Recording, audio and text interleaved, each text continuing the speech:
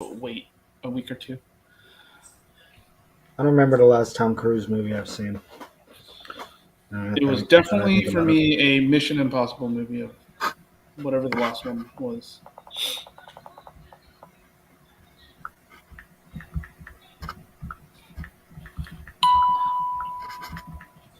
Uh, Ninja, go ahead and welcome the folks up there. Oh, are we live? I didn't Yeah. even know we were live. Holy crap! What's up, everybody? How's everybody doing? This is the hub for 08. I'm Ninja Iceberg here with Ron Sara. We are going to be doing our show. Just went live. I was not even aware that you pushed the button. No, and we are What are we live. gonna be? What are we gonna be talking about today? Oh, we're gonna be talking about the school shooting. No, we're not. No, we're not. I'm pretty sure a lot of you guys out there are tired of that, are done with it, or not done with it. Just need a break from that. So we're gonna talk about non-trivial things today. Although we do want to acknowledge though that it's a very sad thing that happened, correct? But when Ninja Not asked me only was earlier, I was like, let's give ourselves also a break from that because that's a lot, man. And I wasn't even over the last shooting from Buffalo, yeah from Buffalo. a Yeah. couple of weeks Uh-huh. ago, right? So Yeah. it's just So you had the Buffalo shooting. You also had the one in Southern California, the church shooting. mhm. That also happened. So yeah, there's a lot of shooting. Hey, and if you're not from America and you're wondering what's going on, this is America. The chance of getting shot here is pretty high compared to Pretty high. any other comparable OECD nation. So So again, we yeah, we it's a thing. It is a thing.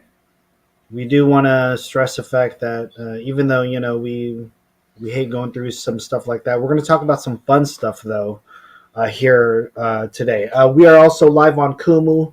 Shout out to the people out there in Kumu land. Kumusta sa mga tao there? Hope you guys are doing well. If you happen to be watching us on Facebook, Twitch, YouTube, make sure you guys follow us. And yeah, I hope everyone's Etc. doing good. Etc. Etc. Make sure you follow my co-host Ninja Iceberg if you're watching on Kumu. Look for Ninja Iceberg and make sure you add him. Shout out to CC Fernandez, Robin, Susie. Shout out to you guys if you guys are brand new on the app. You know what I mean? We're going to talk about all types of nerdy things today. We'll get into Doctor Strange, I believe. Doctor Um, Strange, Obi Wan. oh, Maybe talk about the Warriors for a little bit, huh? oh, Huh? Congrats to the Warriors. To another final for all the haters out there. Go cry. I seen this article the other day where I forget who it was, but they were saying, "Yo, like Steph Curry could be the greatest point guard in the history." You know what I mean? To ever do it, and that slot usually ends up for somebody like a Magic Johnson. Yeah. Like a real legend. So they're talking about this week if he were to win this finals, he's a Mount He's in Rushmore. he's in the discussion. He's in that discussion of being part of the Mount Rushmore of things. Yeah.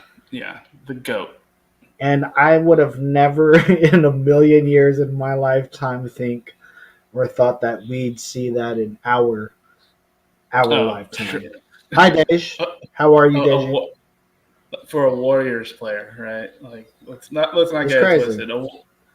Up until 8 years ago, 10 years ago, the Warriors, the greatest players the Warriors ever fielded was like a Baron Davis or an Anton Jameson, Tim Latrell. Hardaway, Tim Hardaway, Chris Mullin, Mitch Richmond. These are the names that we all know and love, but have never won a ship. And yeah, Steph, in his illustrious career, has made it to the Hi promised Brooke. land. How are you, Brooke? Shout out to our Elite X member, Brooke Reviews. Hope you're doing well. We're going to be talking about all kinds of stuff though tonight. If you guys want us to cover some stuff real quick, if you guys have any questions, we'll put it up here on the screen. Make sure you share the live, please. You know what I'm saying? Share the live, share the love. You know what I mean? But yeah, Golden State again going to the finals. Of course, people in the Bay Area they're happy. Super Uh, happy. Everyone else outside hated it. yes, or So much, bandwagoners. The so much hate. bandwagoners are just So like much hate. yes. Yeah. The bandwagoners are just like yeah, let's. It's time to put on my jersey again. You know what I mean? Yeah. I'm ready. You know what I mean? I'm ready to partake. Right? So it's great. You know what I mean? You know what I mean? Um, Look, but I'm honestly just having fun, right?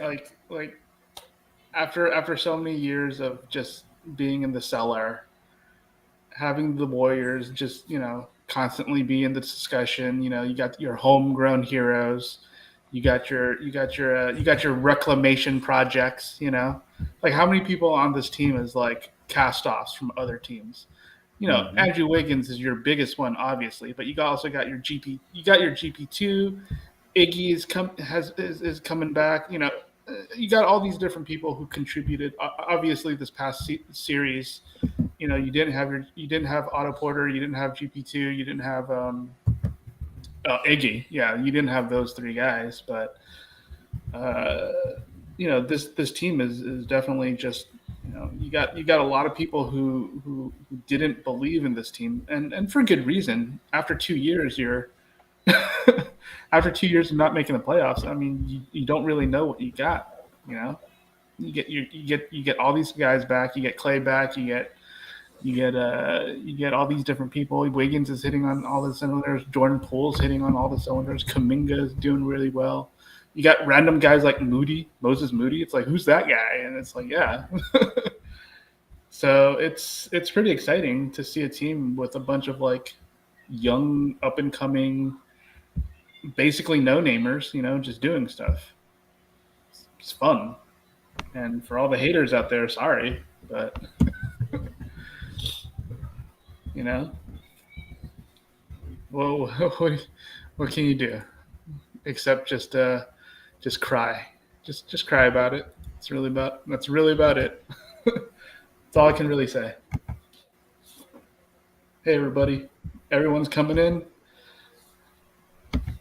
Just hi, Liana. just How are chit you? chatting a little bit. We're Yeah, just chit chatting a little talking little about banter. a little banter before we nerd out there. You know Yeah. what I mean? In some ways, this is the more hardcore nerding out, talking about sports. We know a Talk lot of about people out there. sports. A lot of people out there are maybe not that interested in it, but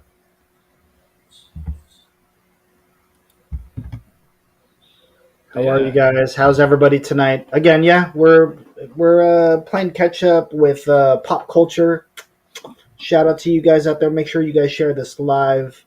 Again, every Friday night or Saturday morning, depending on where you guys are at, or noontime. I guess it's about noontime it's about now. noontime over there. Yeah. Oh, it's almost Yeah, 1 o'clock, I think, yeah, over there. almost one. So shout out to you guys out there. Again, yeah, shout out to the Warriors. We're also going to get to the most boring part. I mean, not the most exciting part of summer, of course, is the finals. You know what I mean? But as a kid, I've always dreaded this so too because that means it's the end of The season. Yeah. basketball, the season, Yeah. and not And now only you that, got to trudge through baseball season at that point. we got it, and it's always a task. And Yeah. baseball is my first sport. Everybody here on the hub, we love baseball also, but it's also come to a point where even from back then, when we were kids, it was always an old man's game. Like, oh, dude, we gotta play some baseball, or we gotta go through some baseball. So go through the baseball season. Although I believe in Asia, baseball is huge out there. So and we've had players in the league come from Asian countries, killing it. You know what I'm Yeah, right now, saying? I mean, Shohei right now is like the face of the MLB. So yeah, Yeah. it's a thing. So I was gonna say, shout out to you guys out there if you guys are enjoying your summer. I know today, Ninja, a lot of kids also they probably graduated this week, right? Either yesterday or today Yeah, or this last week, I yeah, believe too. these are the Right? weeks. Yeah, this week, last week, next week. I think a lot of schools are closing down. So congratulations Yeah. Happy summer to most of you. to most of you. Thank you guys. Again, if there's anything that you guys wanted us to cover real quick, we are reading the comments. You know, Liana, thank you for sharing this live.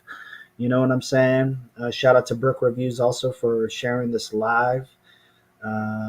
Thank you guys again. And if you guys happen to be watching us on YouTube or Twitch or whatever, go ahead and put the comments up, and we'll make sure we say hi to you guys. Or if you guys have a question, I'll type it out here for you guys. So, yeah. How's the week been though for you, Ninja? Uh, Relatively boring. I mean, my job right now is very up and down, honestly, because our teams decide our companies decided to move into more of a tech direction rather than a gaming direction. So Mm, so it's definitely a lot slower. Like I will say this, video game development is usually very fast paced, very uh, just nonstop. Whereas software development, tech industry type stuff is very slow, very it's boring. I don't know how else to say it. Uh, I got a taste of that when I worked at Facebook, and then now that my company is making this change, um, it's definitely a boring thing to sit through, to have to sit through. Um, but yeah, it's chill, I guess. very I'm good. I'm in my chat, guys. If you guys want to chat in my Twitch stream, There you go. I like that. yeah, I like that dog emoji right there too. We'll leave that up it's there a for a second. it's one of the channels that I subscribe to. One of the benefits of subscribing to a channel on Twitch, you get to use their emojis. There you go. Shout out to Jasmine. Shout out to Vors. Shout out to everyone. Again, thank you guys for sharing this live. Um, I was gonna say my week has been How was pretty your good. week? Yeah. Yeah, my week has been pretty good up until a couple of days ago. But I was gonna say, working at a card store slash comic book store is, people would want to think, oh, that's the most easiest job. It's fun and all that stuff. It's not fun if you have to do, cleaning up. You're moving, a lot of Yeah. items, especially if you're trying to clear out a back room. You know what I Right. mean? Something like that. So it's also tested me on my strength now as an older gentleman, to where Oh, some to guy move was stuff. to move stuff or whatever. Like, I have a story of he's probably 70. This gentleman, he paints the outside. He's painting the outside of the building, right? Hmm. Painting the entire thing with a gun and all that stuff, right? And he asked me, "Hey, can you help me move this ladder?" You know, and something that and I know those ladders are pretty heavy, especially if they're all the way extended. Where you're trying to go, at the very top and stuff like that. And we're doing the whole holding a ladder, doing little baby steps, stutter steps, trying to move in. Yeah, I felt stress in my body. You know what I mean? I felt like, damn, I'm an old guy, dude. Like, before this, you probably used to be nothing or whatever. But I think it's because I am doing, um, I guess, a task at the store to where I'm always,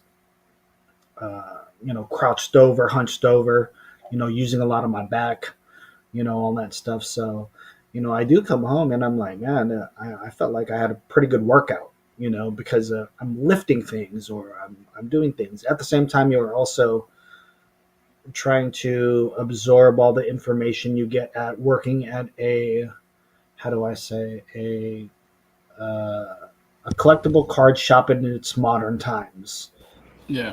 You get a lot of guys that come in, a lot of people, even from all walks of life, ladies, old men, vagrants, to where, hey, can I get rid of my cards?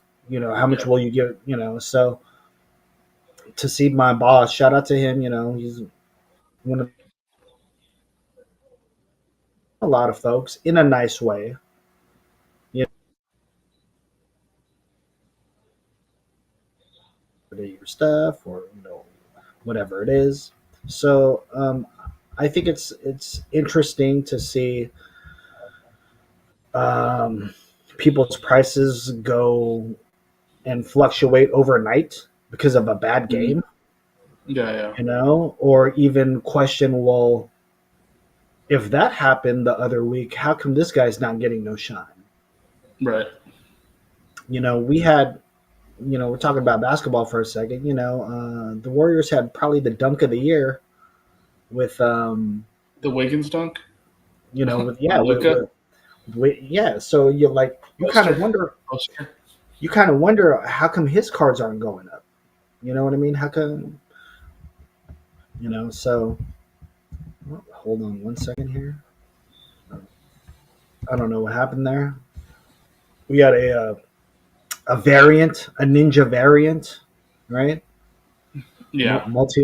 Multiverse, multiverse ninja, right there. Yeah. Oh, there Oh. we go. There we Okay. go. Again, thank you guys for hanging out with us. This is episode 147 of the Hub 408, longest running episodic show here on Kumu.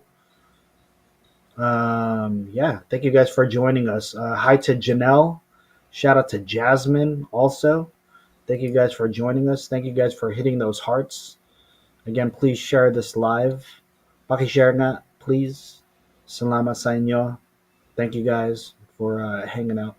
So again, yeah, we're just playing catch up real quick. Yeah, again, working at a comic book store has been very cool. I love it. You get to hear people get how do you say it? Discouraged when they find out their Bo Jacksons or their dad's cards aren't worth anything. Or sometimes Yeah. you get lucky and you see people drop crazy amounts of money just to see Hmm. a certain pull. Like I seen this one guy Yeah. get a one of one Derek Jeter. You know what I Wow. mean? And we're just to see like, wow, you pulled that, like that's Mhm. awesome. Or to see somebody get something from a sport I would have, like we sell golf cards, we sell Sure. racing cards. So even the racing stuff, that's huge. The soccer Yeah. cards, those are huge. You know what I mean? So uh, getting to learn everybody, you know what I mean? Especially like when people come in with like 5,000 baseball cards expecting to get some money off of it. Yeah. It sucks when they don't. You know, people pull up with vans full of cards. You know what I mean? And my boss can Mhm. already tell from the top of like, oh, dude, I already knows what those are. You know what I mean? He doesn't even need Mhm. to see the card. He can Yeah. just see Yeah. the very top of it. Like, Yeah. um, so yeah, to find out like, hey, these are the only cards that people look for, or it's very humbling, but also made me feel good that, oh, dang, I got to collect some of the cards that I liked, at Yeah. least for a time being. And then it Hmm. started made me thinking about my collection in comics. Ninja, me Yeah. and you, we've been collecting since we were kids. Hmm. Hmm. So Yeah. what we would think is say, oh, this is a pretty good comic. It's Hmm. it's never been touched. I don't look at it or whatever. Maybe in some weird way, uh, either that book could be worth thousands and thousands of dollars, or it's probably not because of the way that we kept it. What's up, Christian? How are you? Yeah. Shout out to my man Christian Law Thought out there. We're just nerding out real quick. So It started making me think about some of the key issues that I had, Hmm. when it comes to comics. And I'm glad that I was an X-Men fan. You know what I mean? Because a Sure. lot of Yeah. X-Men books, especially key issues, are like, really big right now. You Hmm. know what I mean? But also a lot of the stuff that you didn't think would be, like we were talking about Moon Knight a couple of weeks ago, how those are C level, D level Yeah. characters in the Yep. Marvel universe. Yet all of a sudden their books are on the rise now. You know what Hmm. I mean? Yeah. Or their figures or whatever it is, or their rookie cards. So I started looking at, I'm getting to learn everything. People grade even comic cards, the cards that we used to Hmm. have as a kid. You know what I mean? Yeah. And certain ones are, yeah, you have your commons, you know what I mean? But the ones that people really care about is, say, a Captain America card. Ninja, I probably wouldn't have liked that first series Captain America card if it wasn't drawn by Hmm. somebody cool. You know what I Yeah. mean? That's But usually if how it, it works. but if it was all of a sudden drawn by Art Adams, then all of a Sure. sudden that you'd be like, oh, dude, that's a cool card, Or if it was drawn Hmm. by Jim Lee or somebody else, oh, that's a cool card, Yeah. So it's weird to see those cards that probably nobody cared about. All of a sudden, those are the ones that people care about now, Hmm. like a Well, I Hawkeye, mean, Black Widow. yeah. Well, part of it is also, if you think about it, they're people our age. You know, Mm, like some of these people want to complete their collection that they couldn't complete, like 20 years ago because they didn't have the money. But now that we're in our 40s, we have a job, we have expendable money. due to We have COVID, yes, funds, yeah, and we have money that getting we can. those money, yeah, Right. Yeah. So all these different combinations and all that kind of stuff. Yeah, it definitely does make sense. That like I would want to go out, like if let's say I need to complete a collection. I have all these holes in this run. It's like, well, I want to complete this, and I'm going to pay for it. Yeah. Obviously, I'm gonna be able to. I'm gonna be able to spend some money on that. But who knows? Part of it is all like, who knows what is stuff worth nowadays. It's almost kind of like hmm stocks, right? You're kind of like, oh, I'm gonna buy this. Oh,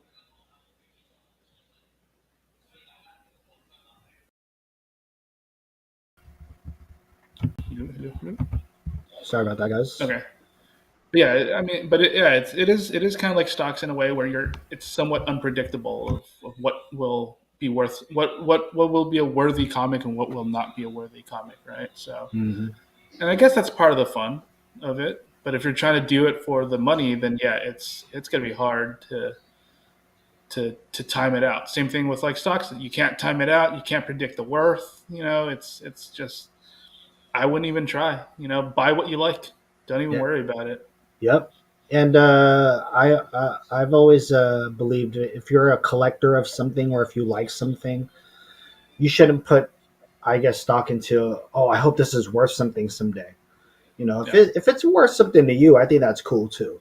If it has Hmm. sentimental value to you, or if you have a connection with it, I think Yeah. that's what makes it cool. And Hmm. yeah, something could be worth a lot of money one day, or a couple dollars extra one day, to where if Yeah. you are able to let go of it, I think that's pretty cool. That you can Yeah. get something off, something that you've loved for so long, that you can have some type of compensation to, like, oh, okay, it's actually worth this. Shout out to Hmm. my girl Ari out there. Hope you're doing good. Episode 147 of the Hub 408. What's up, Jason? How are you? What's up? What's up? What's up? What's up, guys? We're just Yep. talking a little bit about. Hi, Lawrence. How are you?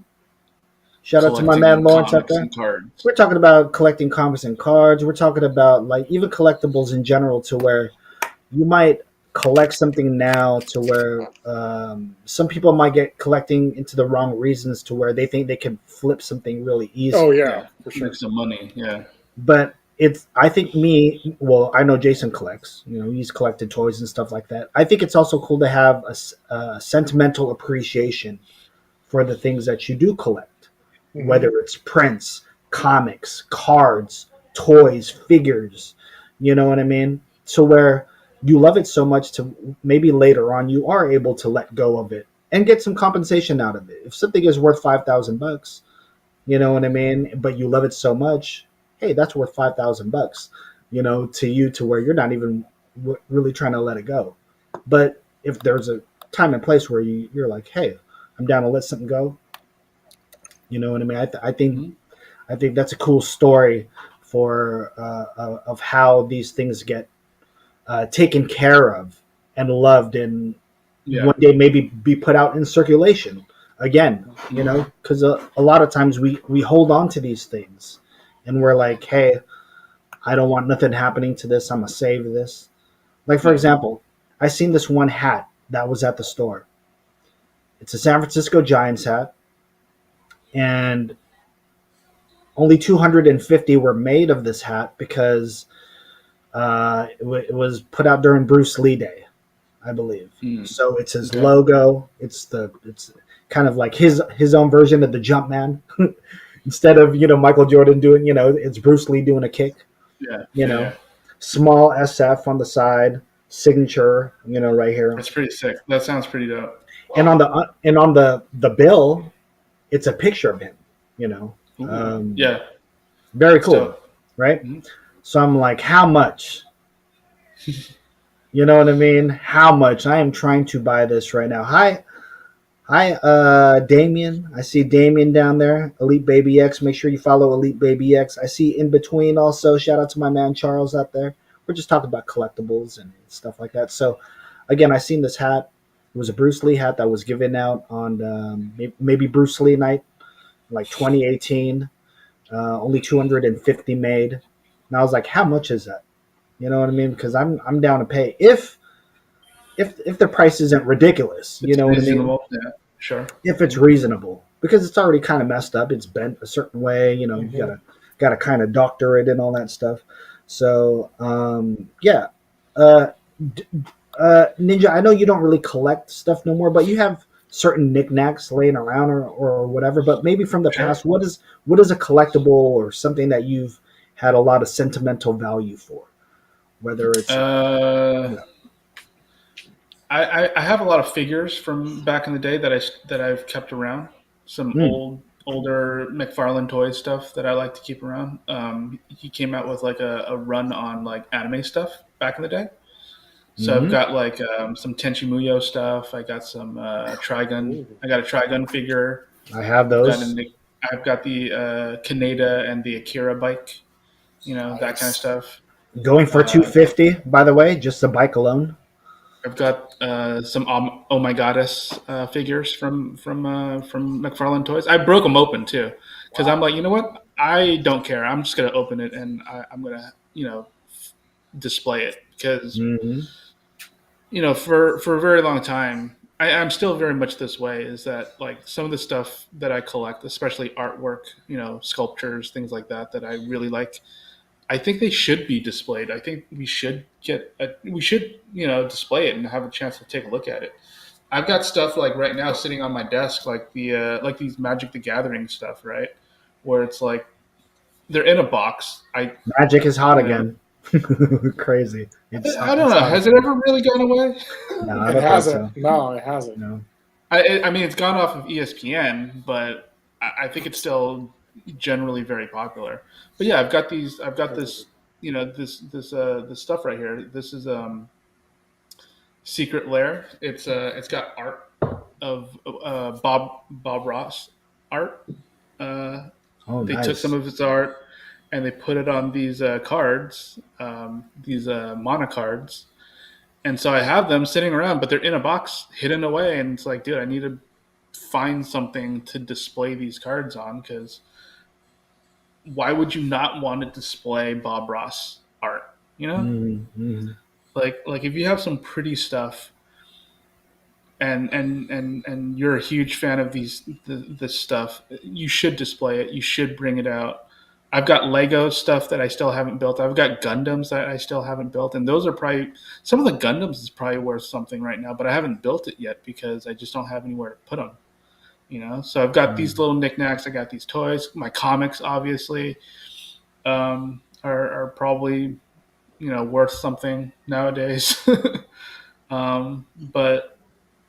But yeah, it's but those are all the little things that I have right now that that I enjoy, um, and pretty much anything that I buy that I enjoy, and I can use it, I'll use it. I don't like these days. I don't really like buying things just to collect anymore. That's why I don't even buy comics. I buy trade paperbacks Yep. Hmm. because I want to enjoy it. I want to sit here and I want to read my book and read the story. That's where I'm at in my head nowadays. I think for a long time when I was younger, especially, I got really sucked into all that, all the collectibles.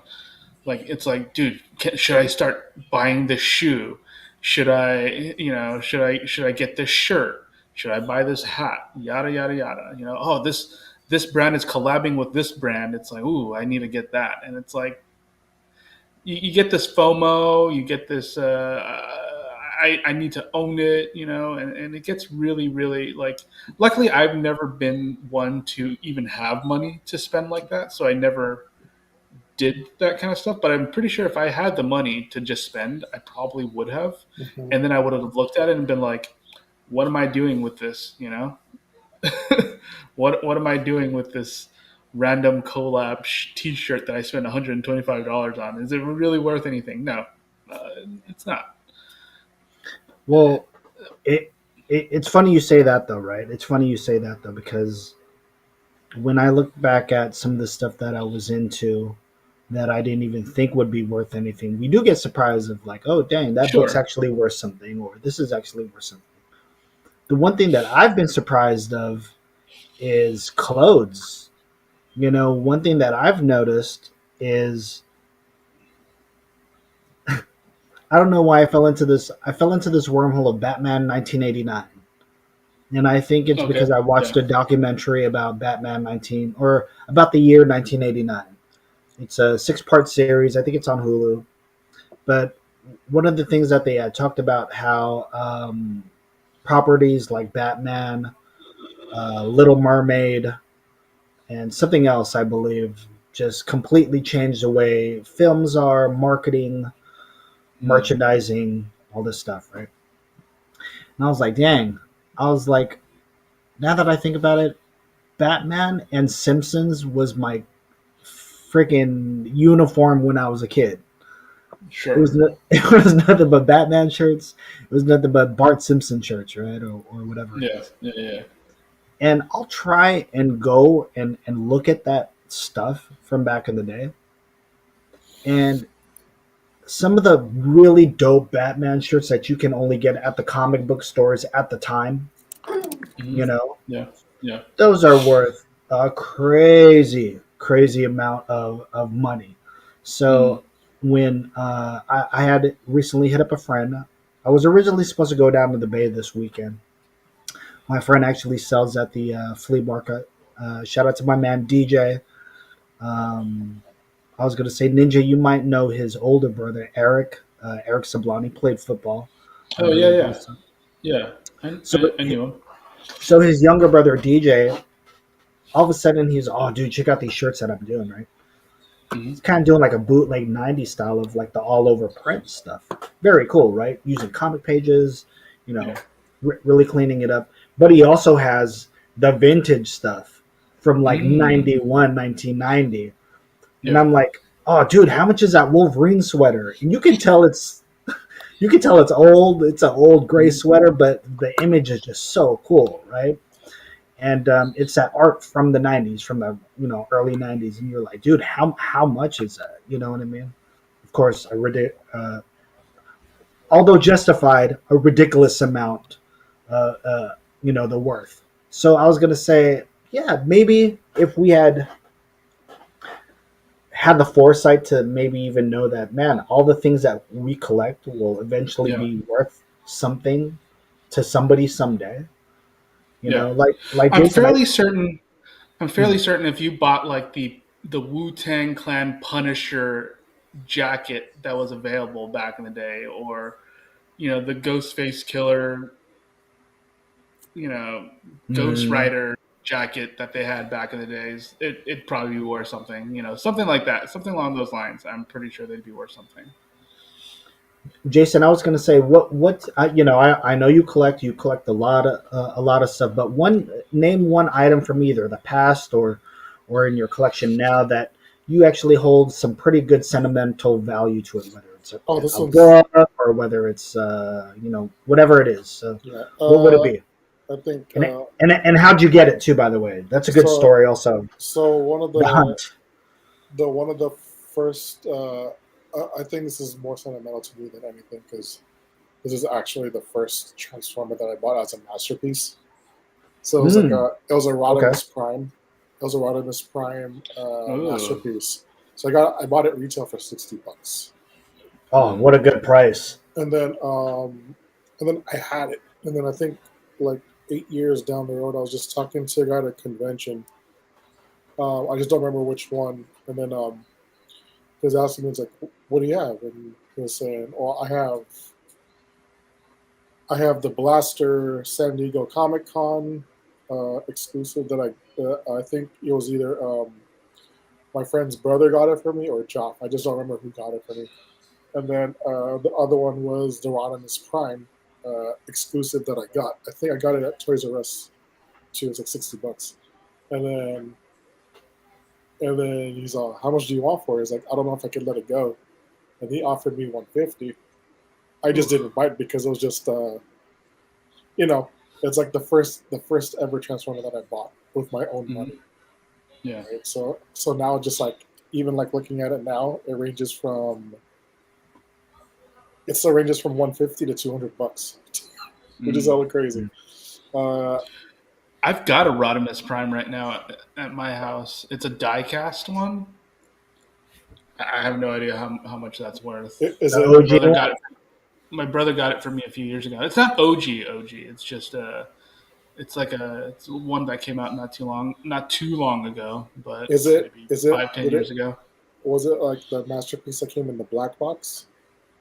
No, no, Okay, no. It's just a Crazy. random one that my brother bought, but it's really cool. I really like it. yeah,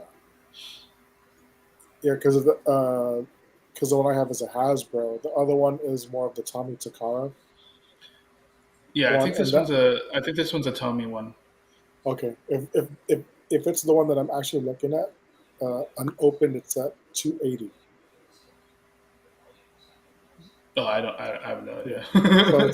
So I have no it's like idea. right now it's be at 280, maybe $300 if it's not. Yeah, it's not a black box. It's got a picture of Rodimus on there Got it. and Okay. all that stuff. Yeah, I The mean, classic box. it looks like a model. You know, it looks like one of those model boxes. Well, okay.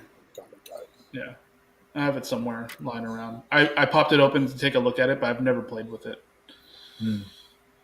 because I was like, oh man, I'm gonna have to transform this back and forth. I'm too lazy for Mm, that. so yeah, that's one of them. Let's see. There's actually I have two Lego sets that I got like a while back.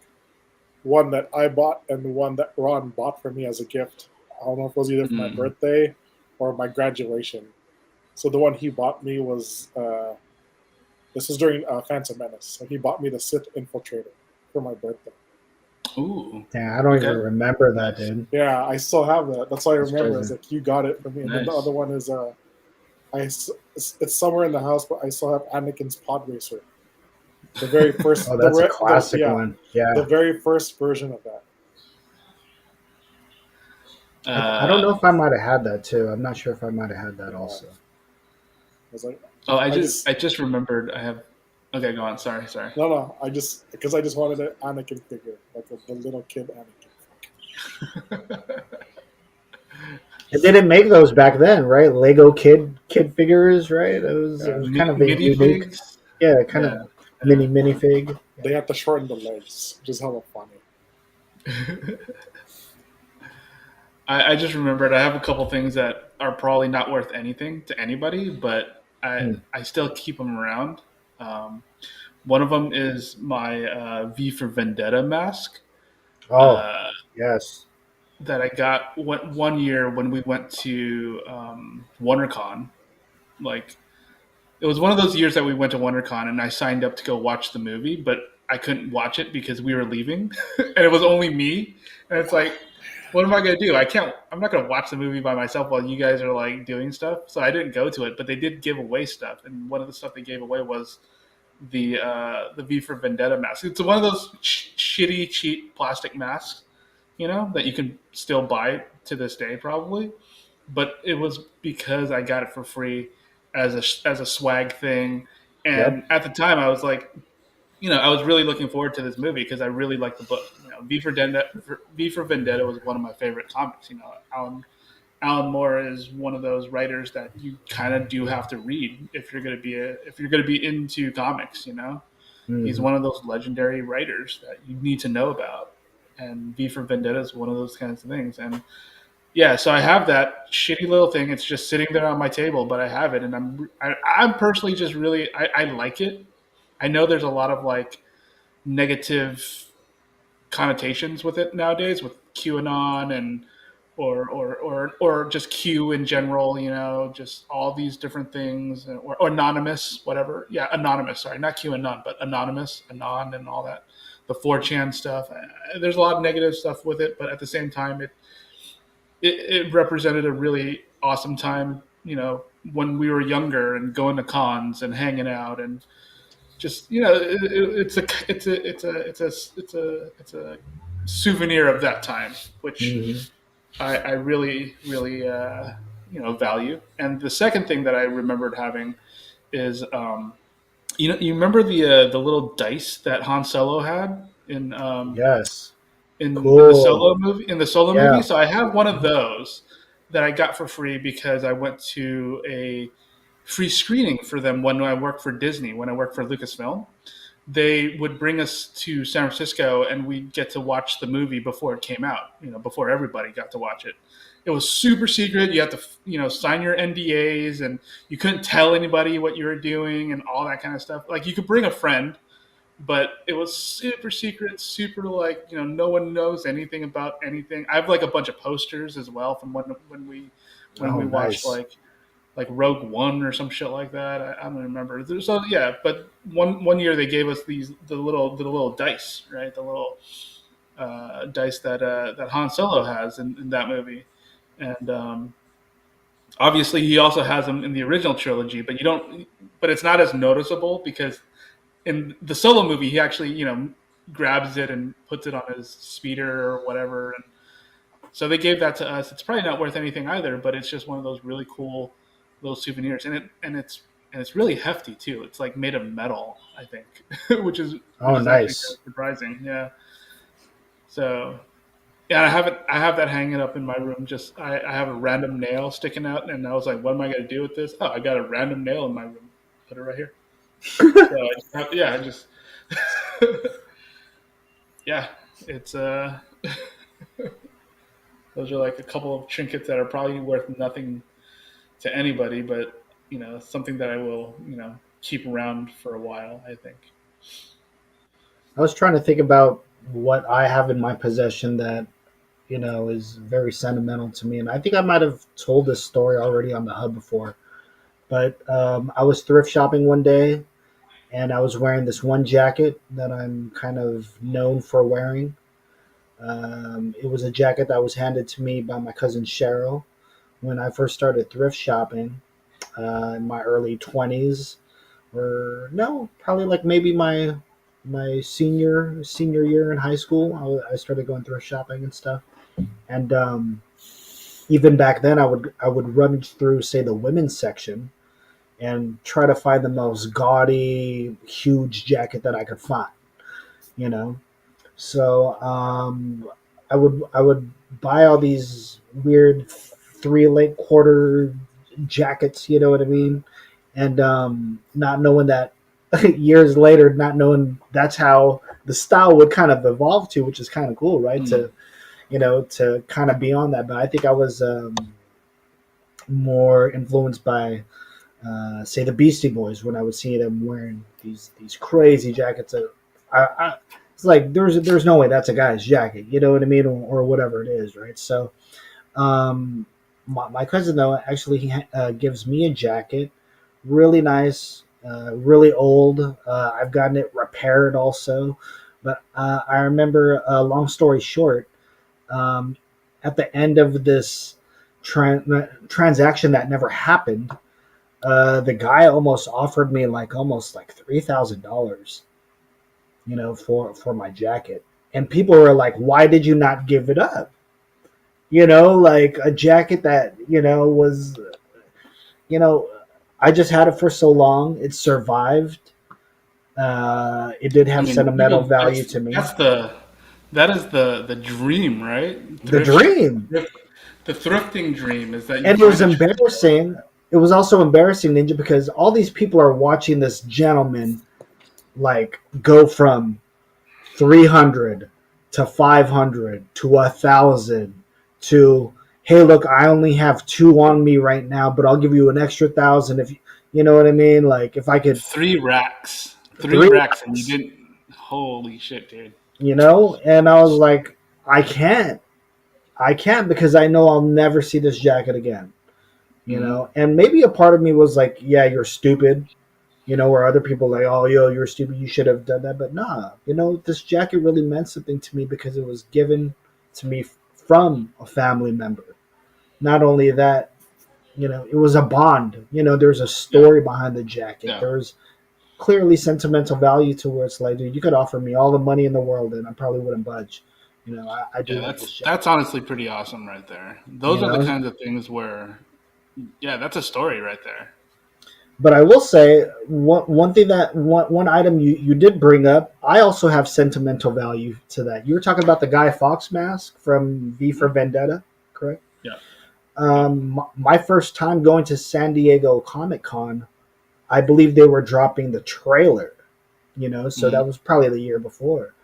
And I remember going to these panels. The first time you're going to what's that, Hall H, right? Yeah, And checking out these things. This is at the cusp of those things becoming something. It wasn't as commercial as how it is now, but it was yeah. definitely very, very cool to where you would just see the most craziest shit that you would have never thought. But one thing that uh, out of a lot of swag, because you talked about you can only get certain swag at these comic cons, you know, um, the mask the for Vendetta mask, the Guy Fawkes mask. Hmm. Watching the trailer, also being able to get one, it really meant something to me because I'm like, dude, first of all, never did I thought I'd see this movie on screen, right?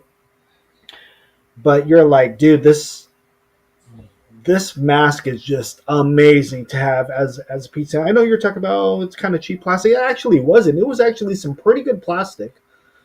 Um, and not only I think it's thinner nowadays, but yeah, back then it was definitely a it little was a thicker. really nice piece, right? So you could tell, like, hey, this actually means something. So I remember even either I would have a picture of it, or people would see it in the background or whatever. They're like, "Oh, dude, where'd you get that mask at?" At the time, people were like, before they started putting that in at every Halloween store Yeah, or whatever. It was pretty much, where did you get that mask? I've had a lot of other sentimental value to certain things too. Like one of them, over time has become something different, I guess, for me. I got my close open from Clerks. It's a sign, mm, either close or open, and it was signed by both Kevin Smith and Jason Mewes. Shout out to Jay and nice. Silent Bob, right? Yeah, Signed by them. And I remember taking a picture with Jason Mewes and also asking him, "Hey, let's go smoke a joint, or whatever it is." But I also, in hindsight, because I listened to podcasts and all that stuff, I feel bad because during those times, this guy was trying to heal and trying to recover. And I ended up being one of those stupid fans talking about, "Hey, let's go smoke together. Let's have you fall off the wagon," and all that stuff. So it also reminds me of, like, hey, these people are human beings too. sure. Although I Yeah, although I did not know he was going through anything like that. You hear of guys that are so cool or whatever that they do hang out and kick it with their fans. You know what I'm hmm, saying? yeah, So out of respect and out of my admiration and love for the dude, I'm just like, hey, dude, dude, if you down to smoke, dude, you know what I'm saying? Mhm. I would Yeah. have been, and that's why I put it out there. But knowing now that, he might have been, in a really bad spot. Mhm. He was really sick with addiction. You know what I mean? And he's talked about it many times. You know what I mean? He's in a better place now. Shout out to him. But like I kind of feel bad almost for trying to holler at him like that, and it Yeah. also made me check myself to where, dude, I'm just a fan. I shouldn't even, you know what I mean, Mhm. Yeah. be as close, or you know That as something that like that. that parasocial relationship right there. Yeah, it made me feel like, I think we've talked about it many times on the hub too. Sometimes we'll come across celebrities, we'll leave them alone, right, guys? We'll like, hey Yeah. man, just leave him alone, let him do his thing. But like, I guess in this case, I'm 24, I'm 25, around this time. So like, even though you would like to think you're mature or whatever, nah, you're kind of outgoing. You're getting to know yourself, find yourself, and all Yeah. that stuff. All of a Yeah. sudden, you see a big star like that, crazy. So I do hold sentimental value now for a different reason. Before it was like, oh, dude, I got the sign by them, but Mhm. now it's also a reminder of like, hey, a lot of guys go through some stuff. I'm glad that he at least signed my stuff. He didn't have to, Yeah. right? He didn't have Yeah. to, and not only that, he was going through a difficult time in his life to where it probably didn't help that somebody like me would remind him. You know what Yeah. I mean? Like I True. True. legitimately felt bad after hearing of the stuff that he would go through. So nowadays, when I do come across folks and all that stuff, I'm more respectful instead of maybe nerding out to the fullest extent. If Yeah. I ever come across certain folks like that, it could be wrestlers, it could be sports stars or whatever that you might see around. So I'm just more aware, I guess, of not nerding out. But yeah, Yeah. I have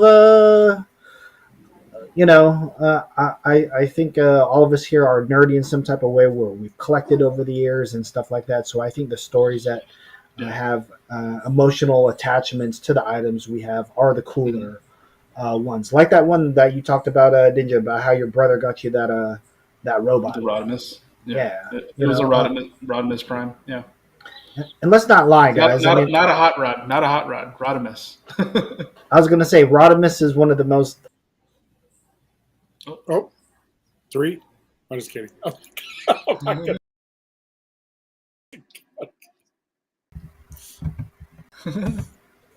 I was gonna count it, and I was like, no, I'm not gonna do it. But again, yeah. Hey, thank you guys Yeah. for Rodimus. joining us. Yeah, we're nerding out real quick. I was gonna say we're almost gonna hit that hour mark. Thank you guys for watching us. This is episode 147 of the Hub 408.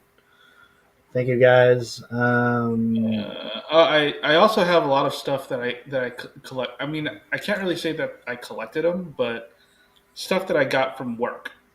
Since I work in video games, I get a lot of different swag, a lot of different like stuff. Some stuff that you can buy, like we got like Disney Infinity figures. Oh, So I got a couple of those for free because they were giving them away.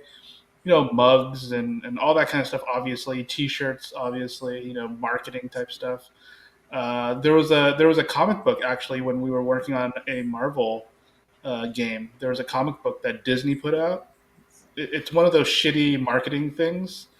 But I got some of the marketing people that were involved in that book to sign my book, which was kind of funny because it's like a bunch of marketing dudes. It's not the artist, it's not the writer, it's the marketing dude mhm. that was responsible for putting this book together, that kind of stuff.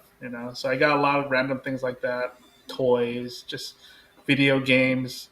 I've got like plaques from work because it's like, hey, you worked on this game that we were able to ship out. Here's a plaque. Mm. So I got a lot of random stuff like that, and a lot of posters. A lot of that stuff is definitely not worth anything. But like video game posters that I have are just they're reminders of like good times.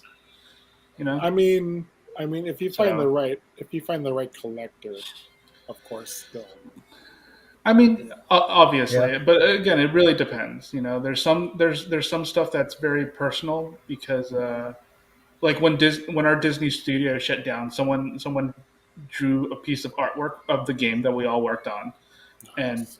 basically printed a poster for all of us. And that's not worth anything, obviously, but it's more of a sentimental thing than Yeah, anything else. for sure. So but stuff like that. A lot of marketing stuff. But to me, it's worth something because these are games that I worked on that actually went out to the public and people actually played. Mhm. So yeah, like I have my the first game that I ever worked on at EA. I have a copy of that, and I still have a copy of it. And again, that's not worth anything, but it's What game is it? it's a Sims game. It's Sims 2. Uh, Classic. Sims 2 Apartment Life. That was the very first Love thing it. that I worked on, and so I still have a copy of that. You can't even play the game without the Sims 2 base game, but I have I have that game, and The it's just add-on. there sitting. Yeah, I have that expansion pack. I have the Sims 3 expansion pack because I also worked on that. These are Original like two pretty. DLC, right? Sims. Yep. Oh, dude. Dude, I bought all them shits, Waldo. I'm talking about Hot Date, all those, like, Yeah. Yep. just so I can have aliens in my shit. Like, Yep. you know, Yep. yeah. The original DLC, you have to literally buy the game and install it next to your base game. And yeah, dude, Those were good times, though, right? those were fun. Well, they were until you realize, like for me, it was horrible because what you have to do is what you have to do is you have to make sure that that expansion worked. And I jumped in on Apartment Life in Sims 2, and that was EP8. Okay, it was the eighth expansion pack.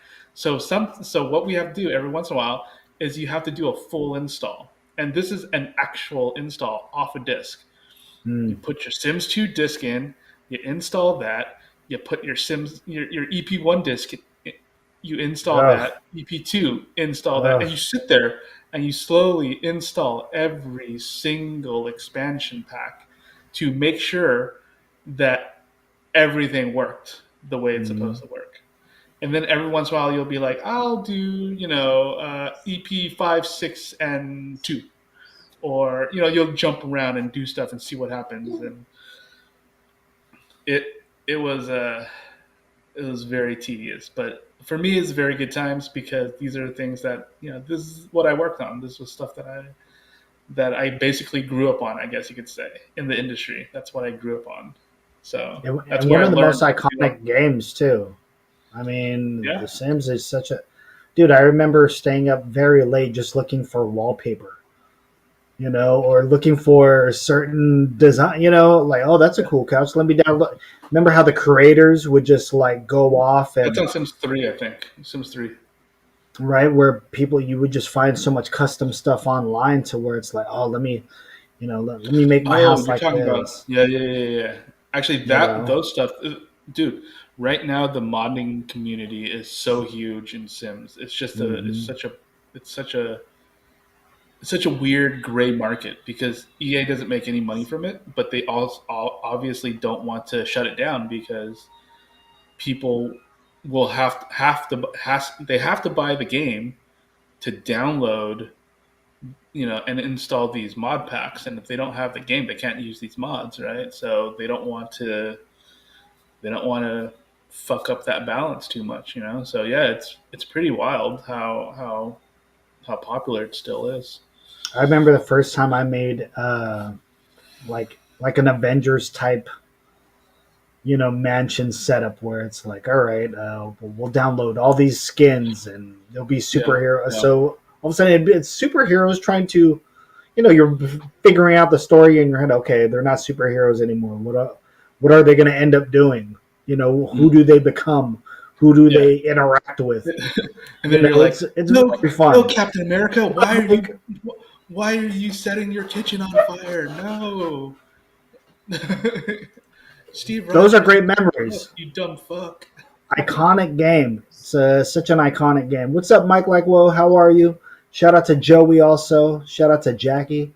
Hope you guys are doing good. This is episode 147 of the Hub 408. We're just nerding out real quick, talking about Yeah, I got a lot of collectibles to us that might have Yeah. sentimental value, even though they might not be monetarily expensive. They could be. They could be. It could be worth Yeah, something, so, yeah. yeah. But exactly. But those are the stuff that I have. I have a lot of like swag from work. And like I said, because I worked at, EA and Disney, the swag is a little bit to me it's I mean there are video game stuff and who doesn't want video game shit.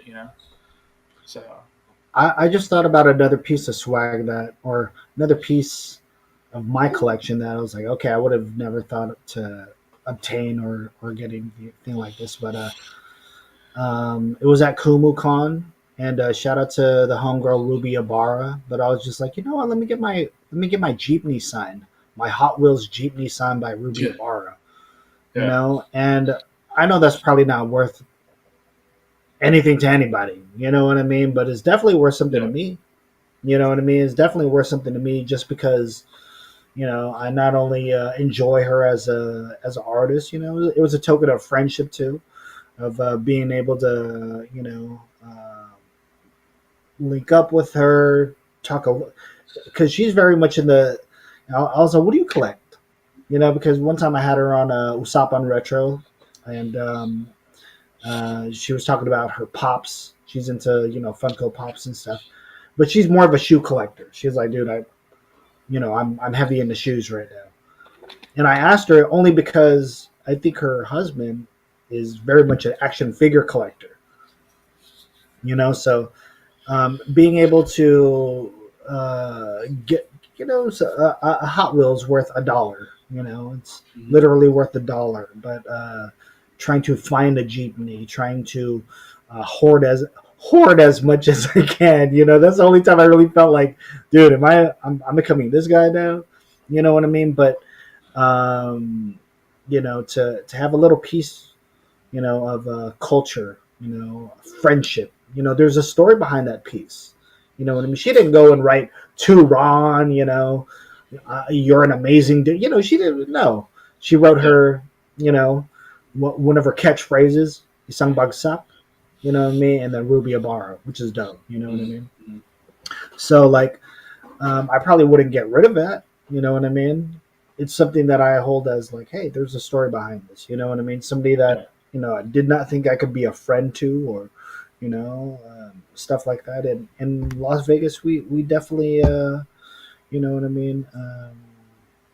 We had an olive branch together of like, hey man, check out my stuff. Hey, what are you into? Hey, all that stuff. So it was very, very cool to have an item like that. Guys, we're about an hour in. I did want to get to some new stuff. So again, spoiler alert at all times. Did we have it? Did I write that here? Did I write that here? At all times, yeah. At all times. I do want to get to some new stuff just because I was going to say, Jason, are you caught up? Did you watch Obi Wan this week? This came out today, right? Came out last night. Last night, I believe, or Wednesday. Oh no, right? I didn't have time. All right. Well, maybe it came out last night at 9 p.m. Okay. Pacific. I thought it was tonight. Well, I will. Well, Yeah. okay. I guess we can wait on that then. Maybe Alright. we should wait on that. Okay. I did want to talk about just real quick, right? There's this part in the beginning of Obi-Wan where it says, "Watch the recap." I was like, "What are you talking about? This is a brand new show." 4-minute recap. And it is probably one of the greatest recaps ever, Ninja. Right? Wasn't that one of the greatest? It basically tells you from the. It's not a spoiler. It's not a spoiler. It's just recapping the prequels trilogy. But why? Okay, 1, 2, 3. why did why did 1, they 2, make 3. the prequels look so fire? Right?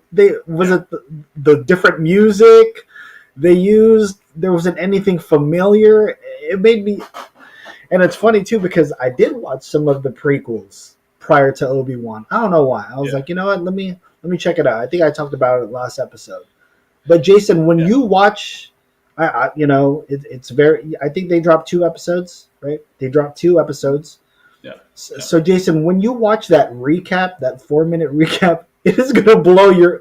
I don't know. I mean, we're all fans here, right? I'm just saying, like, I didn't know if Ninja was gonna be like, I didn't watch that part, but I was just like, dude, No, I this sat. this Yeah. is amazing, dude. Well, because it started the way it started, right? It was like, oh shit, this is the prequel trilogy, right? So I'm watching it and I'm like, wait, it's a recap. Are they going to recap the entire thing?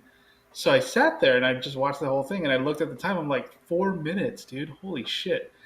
So It's I was. good. It's It's four. good. No, it's a 4 minute recap of the entire trilogy. Yeah.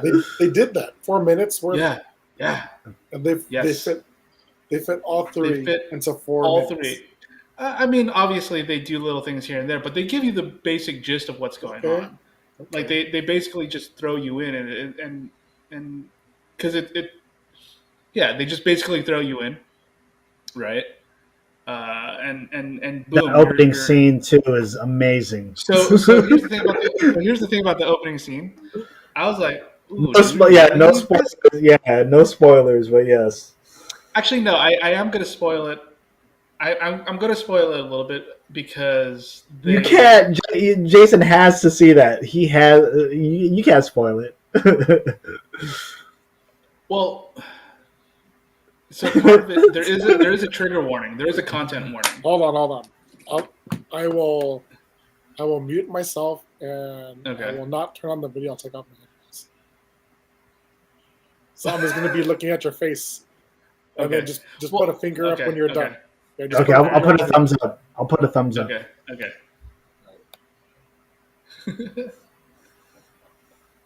Yeah. Ready. Okay. Okay. So okay, I don't want to spoil. I don't want to spoil it too much, but I do want to say that there was some backlash to that opening sequence, especially because of what happened this past week. You can hear me? Yeah, go ahead. Okay. But yeah, because of what happened this past week in Uvalde, Texas, the school shooting. Okay. Because of the school shooting, there was some backlash to that opening sequence, and a lot of people were like, "Yo, what the fuck is this? What the fuck is this? I know this is the story. There's really bad timing, but holy shit, dude, what the fuck?" You know. So if Jay's to watch it right now, there should be a trigger warning or a content warning to basically say what happens in that opening sequence. Like I didn't really think about it until later on. I was like, oh shit, dude, that's really fucked up, you know. But for some people out there who are thinking about this and if they're not in a good state in a good state, you know, like if you have kids who go to school right now and you're worried about their and, you know, things like this happen all the things like this will happen and they will happen in the future and you're worried about that, you might not want to watch it. That's why I wanted to spoil it a little bit because of that issue. I didn't even. First of all, I didn't connect it either I didn't connect it. I didn't get a warning at all. Yeah, when I watched it, but I didn't either. I did not either. but I also want to say though, like, even though it's nothing to joke around about, okay, it's nothing to No. joke around about, but it is a joke that we've said here on the hub before regarding particular scenes Yeah. in Star Wars. So when I seen that scene, I was like, "Holy shit!" Again, maybe we'll talk about it more in depth. Yeah. But what Ninja said was like, "Here's a scene I didn't think that we needed or even expected to see or whatever." But I was like, kind of a badass scene. Also, it just shows you how heavy this whole thing is. So let's bring Jason back. Okay. Yeah.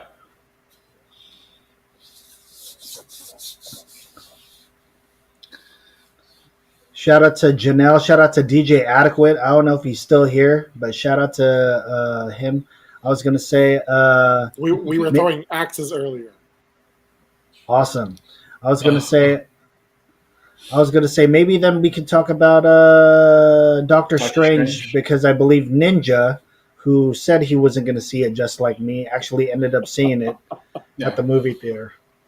Well, So, I wasn't again, going to see it. Yeah, I all wasn't going to watch it times. because I didn't feel like it was enough time, to let it die down. But then when me and Stephanie basically were talking about, hey, maybe let's go watch a movie. I checked the reservations, and there was like nobody at the theater that we normally go to. So we just said, fuck it, let's go watch it, and yeah, just caught it this past weekend, and yeah, let's talk about it. Let's get into it. Hold on 1 second.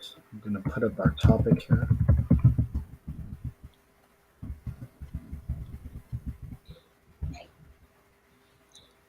Oh yeah, really quick. One last thing about collectibles and whatever. So Yeah, what's up? like I know Ron may get jealous about this a little bit. I never get jealous. I saw Okay. probably like 3 months ago, I found all the Nike posters that I had on my wall. Oh, that's dope. When I That is was pretty. still in high Oh school, yeah. Yeah. When I was still in high school, so I was like, "Damn, I gotta." And then Get it mounted, dude. I just, You know what I mean? I'm gonna frame them all. Yeah. So yeah, That's whenever it. I get a chance, I'm gonna frame. Do you have the Batman, Rodman, Pippin one too? I remember you having that one. So badass. I used to have to Wings frame. also. I had a Wings. Didn't you have Wings also? Jeff did, but he didn't. After he fixed his room, he didn't want any more of the posters, so I took them all. Are you talking about the Jordan one where he's showing his wingspan? Yeah. Yep. That one. Yeah, that one's a classic, dude. Everyone. It's one of the it's one of the greatest posters ever, right? Yep. But Yeah, it's I'm weird. never getting rid of everyone that. had it. I didn't have that poster, but everyone I knew had that poster, and I was just like, God damn, it's wild. Mm-hmm. It's a great poster, along with maybe a red Lamborghini poster next to it. Well, too. yeah, I've had a bunch of Lamborghini Countach posters. Dude, if I could only have those back, dude, like those were so badass, dude. Like that you bought from the flea market. I bought so many of those from the flea market with a hot girl on sitting on the hood. So badass, dude. That's straight up Zach Morris. That's a Zach Morris bedroom right there, with the Ferraris and the Lambos. Yeah. Oh, one more thing I wanted to bring up that I have collectible wise is a San Diego Comic-Con Shenron Funko Pop. Shenron's the dragon from Dragon Ball Z, and it's actually like a. So you know how Funko Pops are like generally like this big. This one's actually a little bit bigger. It's a little bit like a heftier Funko Pop. And I got my buddy who goes every year to pick me up one of those, and I actually really like it. It looks really dope. It looks like it's because it's the dragon from like the opening sequence, you know. Mm-hmm. So it's the one where he's kind of rising up from the ground, kind of thing, you know. It just looks really dope. Yeah, it's the one where he's coiled up, you know, and he's just kind of sitting there, and then, yeah. So that one's I just remembered it, and I was looking at it the other day, and I was just like, damn, I can't believe I have something like weird, like not weird, but like I have, because I'm not a Funko Pop guy, right? I'm not a fan of Funko Pops. I feel like they're a little overrated. But because this one actually looks like a dragon, doesn't look. There's no Funko Popness to it. It just looks like the Shenron. It just looks like the Dragon Ball Z dragon. So it just looks fucking dope, and so that's why I picked that one. I was like, dude, grab me that one. That one looks hella sick. Because Funko Pops in general, I'm sorry to say, I'm probably gonna be. I mean, I'm gonna. A lot of people out there are probably gonna be mad at me, but dude, I don't like Funko Pops. I really do think they're overrated. Me neither. I really do think they're pretty lame. Me too. Me too. It's an acquired taste. I mean, I do have a few, but it's not like I don't collect it. Yeah, I have two. I have two one given to me and the other one the Dragon Ball one because it looks fucking cool as shit. I did see one that came in the other day. It's maybe a 12 by 12 piece, Mm-hmm. but it's the Notorious Big, and it's his album cover, Life After Death, like right behind him. Mm. It's pretty big. So I was like, Yeah, if they made a Tupac one, yeah, that might be my first pop I ever yeah, fucking buy. And I've always said for that about, sure. I've always said that about like Tupac, like, oh, if they ever make a pop of him, and they've had multiple pops of him now. It's just, yeah, there could have been times that I could have bought it, but I was like, nah, I don't, I don't know, like Yeah, I'm not, I don't know, yeah. I seen one store where that's all they have. Funko Pop. Yeah. Yeah, so it's like, well, what happens when, you know what I'm saying? What happens when that all comes tumbling down? You know what I mean? Like, I don't think it will. I think right now because they're not exactly collectible because they have a lot of commons, right? So they're just toys, and people enjoy these mhm. toys. They look cute, yada yada yada, right? And obviously they have like limited edition stuff, but um, I don't think they necessarily will collapse these days. Well, not anytime soon. I don't think they're just like any other toy. I feel like. Yeah, not, Well, but also not a fan, just like you. But I do get what Jason says by it is an acquired taste. There are sometimes these pops that you see like, oh, I would have never thought they'd make that, or like I think for me, a lot of the ones that I happen to like are the real life music people. Like I know they've mm, done Kurt Cobain. yeah. I've always, I was like, well, if they made certain people, I would buy those guys. You Mm, know, so like in our store we have like the TLC. yeah. You have Left Eye and Chili and T-Boz. Whitney Houston. I would have never thought there'd Mm. be a Whitney Houston Yeah, pop. that's actually pretty wild. You know what I actually do like? I like the Kid Robot ones, Mm. like the vinyl figures, the Kid Robot vinyl figures. I think a lot of them because they're not necessarily pop culture, or they are pop culture, but there's a spin right on it. It's not exactly like a Kid Robot version of like Iron Man. It's a Kid Robot version of Iron Man with their own spin on there. You know. Mm. So there's some kind of interesting take on whatever they're doing, which I really like a lot of times. And they also have What? blank ones that you can paint yourself, so that's also nice. Yeah. Well, I like how though a lot of these companies are either catering to us. I mean, again, that's an acquired taste, like what Jason said. For Yeah, me, one thing that I collect that is an acquired taste is those Super 7 figures. These are those figures that are 3 3/4 scales. They kind of do a Star Wars type yeah, articulation, but they'll also do certain properties that you would have never thought would be there. yeah, yeah, yeah, Like Transformers is a popular line that you would see at Target, but it's just never there because people just collect those. And at $17 $18 a pop, it's kind of expensive, yeah, But the reason why I do like this brand, it's a Bay Area brand. They're out of San Francisco.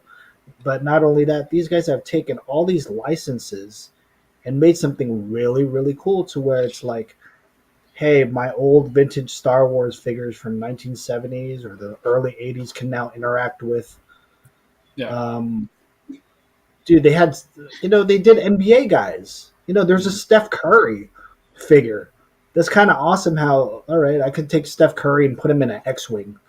You know what I Yeah, mean? Or I could have this werewolf figure. Or a Ninja Turtles figure. So I love how sometimes these collectibles take, just like what Jason said. You got to have an acquired taste to enjoy them. One of the ones that I found really really cool was an old dirty bastard figure, where the actual card backing is from his first CD, hmm, the welfare Mm. card. You know what I mean? yeah, yeah, They've done other properties like the movie Breakin'. They'll have They'll have really really cool properties. But they also have like what seems to be like reissues of vintage stuff too. Yes, yeah. Which I think is also really cool. Like a while ago, I think they had like the Ninja Turtle van. Hmm. I think they were the ones selling that, weren't they? Super Seven, I want to say Yeah. something along those lines. And not only that, but if you go one side of the store, although not big of a store, but one side of the store is all action figures. The other side is nothing but clothes. Mm. So their clothes and t-shirts and sweaters are just as good as the figures. You're like, dude, what is that? I would Yeah. love to, like they have pint glasses also with like say GI Joe figures on them or Transformers type figures on them. Mm-hmm. So very cool. You know what I mean? But I was gonna say if you guys want to start on maybe talking about Doctor Strange, we're about an hour and 20 minutes into the second hour Mm-hmm. here. What time is it? Oh shoot! Be right back. I gotta take my meds. Forgot. You gotta take his Ah, meds. getting old. Getting old sucks. I've got one piece of medication that I have to take every day, and it's a cholesterol medicine. Like, dude, seriously, cholesterol medicine? Ugh, I feel so old. Like, oh, you need a. Make sure you don't skip out on your medicine today. I'm like, oh, Yeah, I've got a box, with every day of the week, just to make sure I don't forget. It's so lame, you dude. have a pillbox now.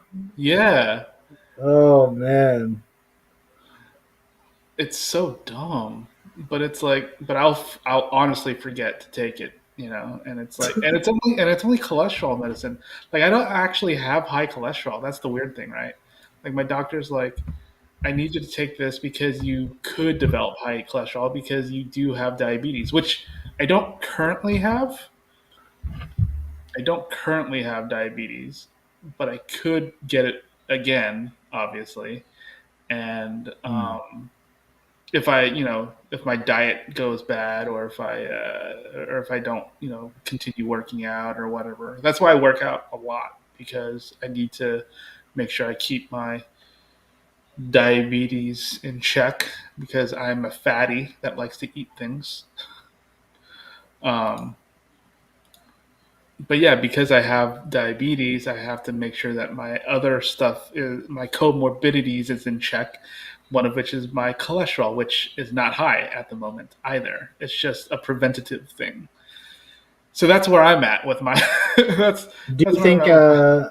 Do you think your diet or what you show? Because you show what you eat, right? You show what you consume, That's right? that's on those are the interesting things that I eat on, like, the weekend, when I don't really worry too much about what I eat. But even then, I'm not going overboard. Yes, I was gonna say though. Do you think? Of course, your diet plays into your health too, Yeah, correct? yeah.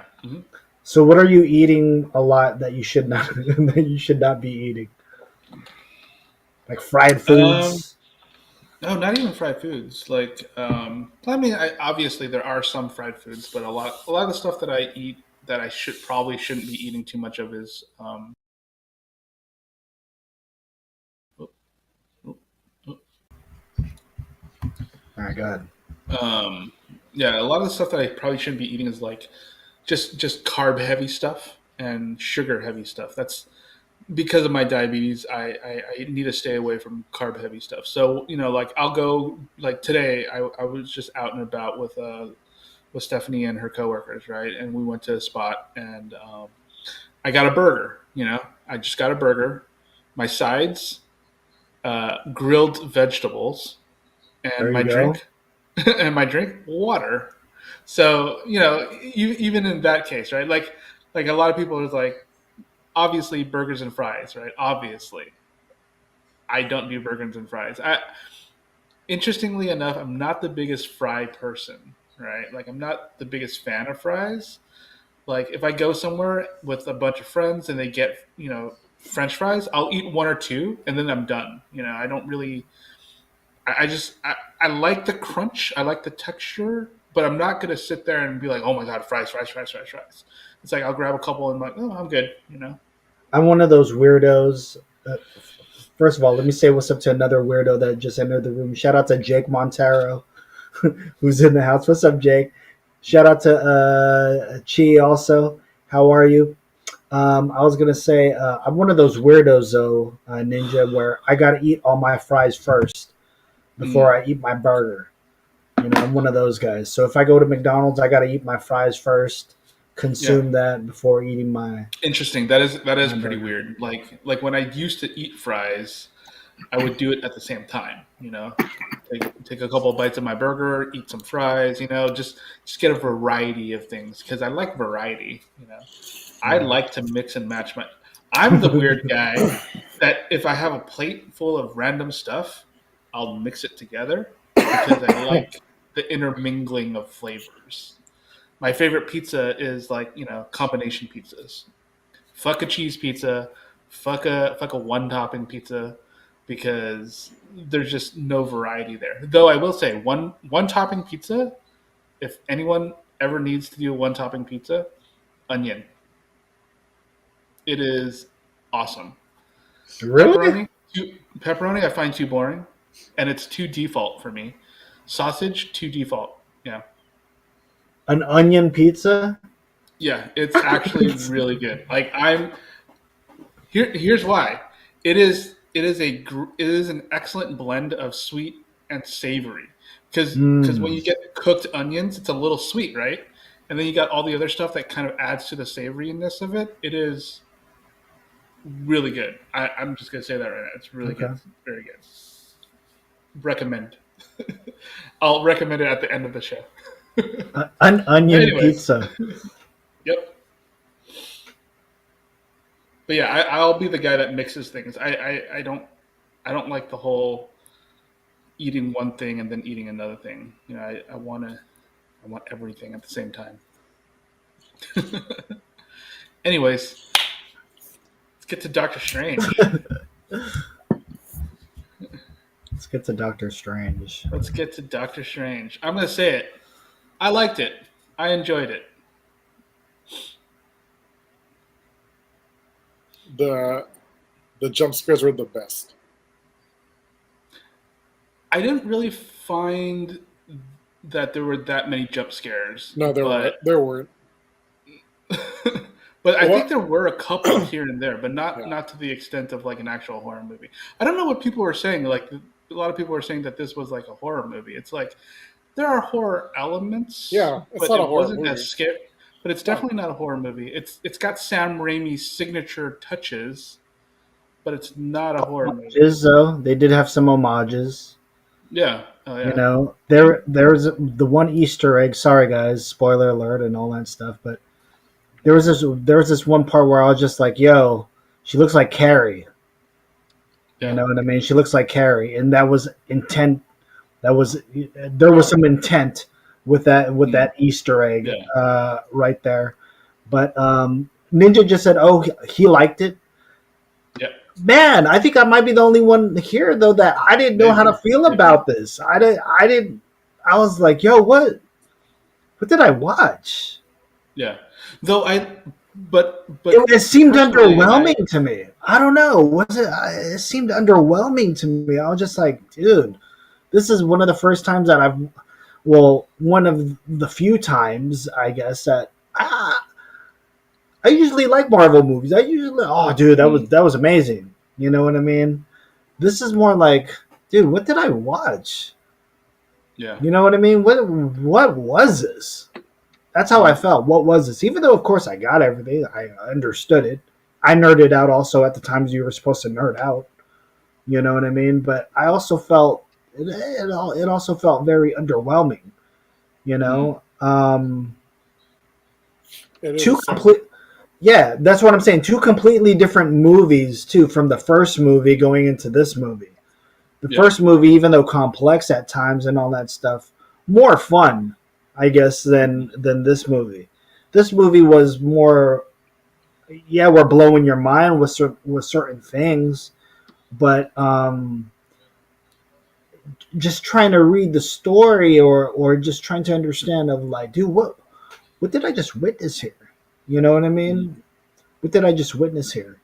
And again, no, so no spoilers. It's like, um, I know who the villain was here. We Mhm. understand who the villain was, but I really thought there would be a real villain, you know, Yeah. of some sort. I don't know how many Marvel movies now I've watched where there's no fucking villain. Mhm. Eternals, no villain. It's the enemy within. You know, Yeah. Shang-Chi, no fucking villain. You know what I mean? We thought it'd be the Mandarin. We thought, but it's like, no, it's his dad. You know what I'm saying? This Mhm. one too, what starts off as like we know what Wanda's going through. Yeah. They've always portrayed Wanda in the comics as unstable, right? Yeah, and you have to watch WandaVision before watching Doctor Strange. That is Correct. definitely a must. So for it to play out the way it did, I was entertained. Again, I don't know if I had told Ninja or Jason this, but I saw it at a point where I didn't know, I wasn't expecting to watch the movie super early. Yeah. First showing on a Saturday morning, I was almost like Yeah, falling you asleep brought that up last week. Yeah. Yeah. You did to bring that up. where I didn't know if I was going to enjoy this or not, or hopefully I Mhm. stay up through it. Yeah. I will say it's no fucking Spider Man.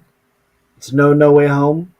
Mhm. And I will say that there was this list I saw of the top whatever the movies, all the Marvel movies from worst to best, and they had this at number 5. Yeah. So I'm No. just like, this is so wrong. I don't Yeah. know, even know if it would be in my top 10. Me personally, it might be in your guys' top 10, but I'm just saying a top 5 Marvel movie. Mhm. That's crazy right here. This is I crazy. So from what I've read and why a lot of people put it that high is that they're not hardcore Marvel fans. And they even point that out. They're like, if you're not a hardcore Marvel fan, you'll probably really enjoy this because it's different yes, from any of the other Marvel movies. And coming from a person that's just watched like everything everywhere all at once, that has that whole like multiverse, traveling through the multiverse feel to it, it it doesn't go quite as off the rails as the Michelle Yeoh movie, but it does go off the rails enough where it doesn't feel like your standard um, Marvel movie, right? Like a lot of people complain that it's very formulaic, especially if you're talking about people who are casual Marvel fans or casual watchers of Marvel cinema, basically. They do start talking about how there's a certain formula, there's a certain look, there's a certain plot points and plot beats that for a lot of them they find very boring. And so if you're one of those people that find normal Marvel movies a little boring, this might pump you up because it's completely different. You know, it really is one of those movies where you have no idea where it's going to go. Like Wanda is the bad guy, but Oh, how all of that fits together is it's all over the place to a point. And I think for those people they like that because it's not a formulaic movie, So go ahead, Jason. You had a point you wanted to make. so this is my point. It is a Sam Raimi movie. The villain is not the person; it's the object that brings out the evil. sure, I mean it's definitely Necronomicon vibes And to it. yeah, so of course, Evil Dead, the true evil is the book. Sure, In this movie, the true evil is the Darkhold. yeah, So if you're looking at it from that standpoint, that's the way I saw it. It's the true evil and villain in this movie is the book. no, you are right. It is Yeah. the book, but obviously it takes someone who's Yeah, relatively unstable to start going into the book and start doing stuff with the book and exactly. Yeah, all that kind of stuff. Obviously, we also saw the Darkhold in Agents of Shield. Shield. That was a thing, in there as well. It That's when was. Ghost Rider showed up in Yeah, Agents of Shield. So yeah, this is definitely one of those artifacts that definitely does corrupt, and yeah, it does suck that they kind of did Wanda that way, but I feel like she'll be back, especially yeah, because she got buried in Wundagore. You know, if you don't know what Wundagore is, it's basically where in the comics, anyways, that's where the High Evolutionary lives. And him and his Beastmen, the Next Men or whatever the fuck they're called, the Mhm. the half beast, half man hybrids. This whole island of Doctor Moreau kind of thing. So he's also the guy that fucked with Quicksilver and Scarlet Witch's like genetics and past and all that kind of stuff. Like they retcon so much stuff between their whole backstory, like how they're not Magneto's kids, how they are Magneto's kids, and then how they're actually not Magneto's kids. Mhm. Wonder is kind of the center of all that. So um, that's such a significant location in the Marvel universe. It's gotta do something. I'm fairly certain it's gonna be something in the future. It's gonna come back, and it's gonna play a. mm, I think they're gonna bring. That's how I think they're gonna bring her back somehow. Is something to do with that mountain. yeah, for sure.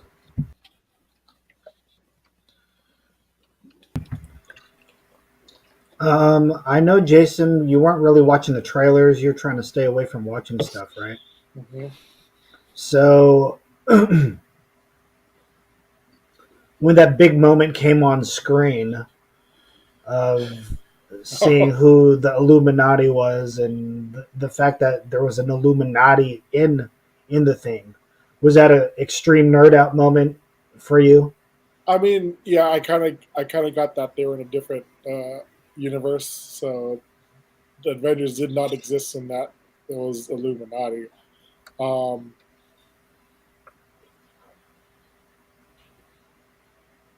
I kind of started geeking out, but laughing at the same time when Patrick Stewart came out, because in my head I was like, oh, he better not be walking like in X-Men Origins. That made me hella laugh for some apparent reason when he was walking. But I mean, yeah, he did walk yeah, before he he did. became paralyzed. Like he But wasn't born paralyzed. it just made me laugh because like that kind of negated first class,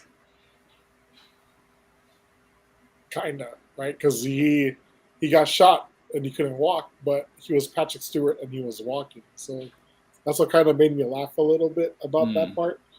But what kind of nerded me out was what the way he came out in his yellow, In the yellow in chair the yellow with the chair. X Men music, right? Yeah, I was like, The X Men oh music was dang, playing. Yeah. that's. I was like, oh shit.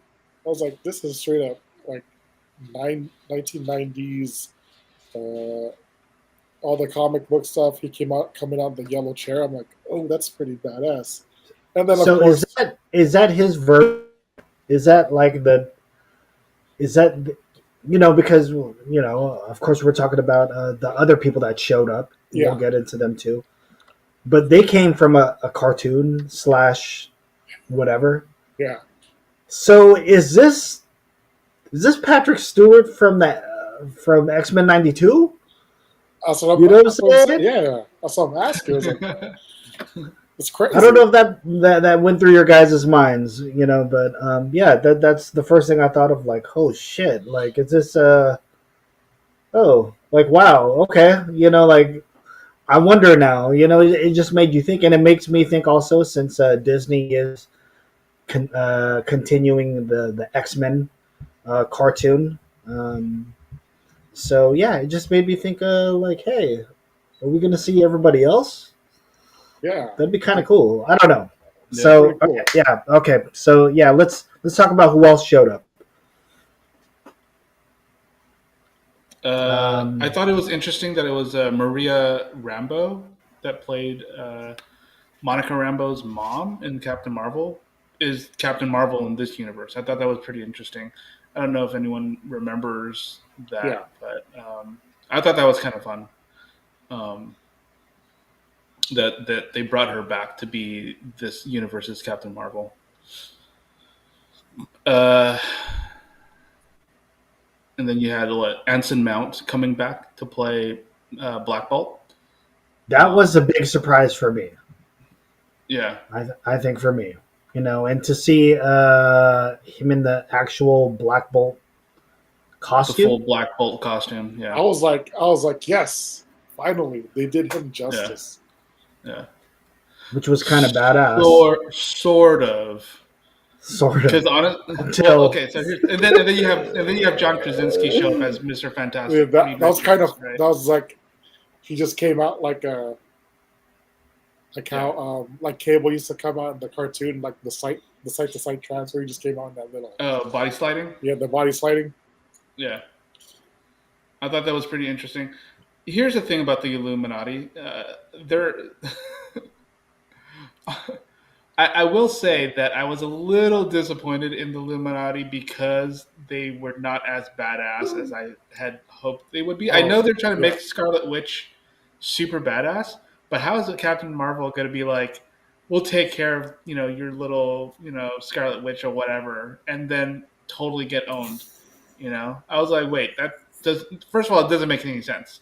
Reed Richards would be smarter about it. I feel like, yep, right? Like Reed Richards would be smarter about it. I feel like Professor X would have had better mastery of the mental realm.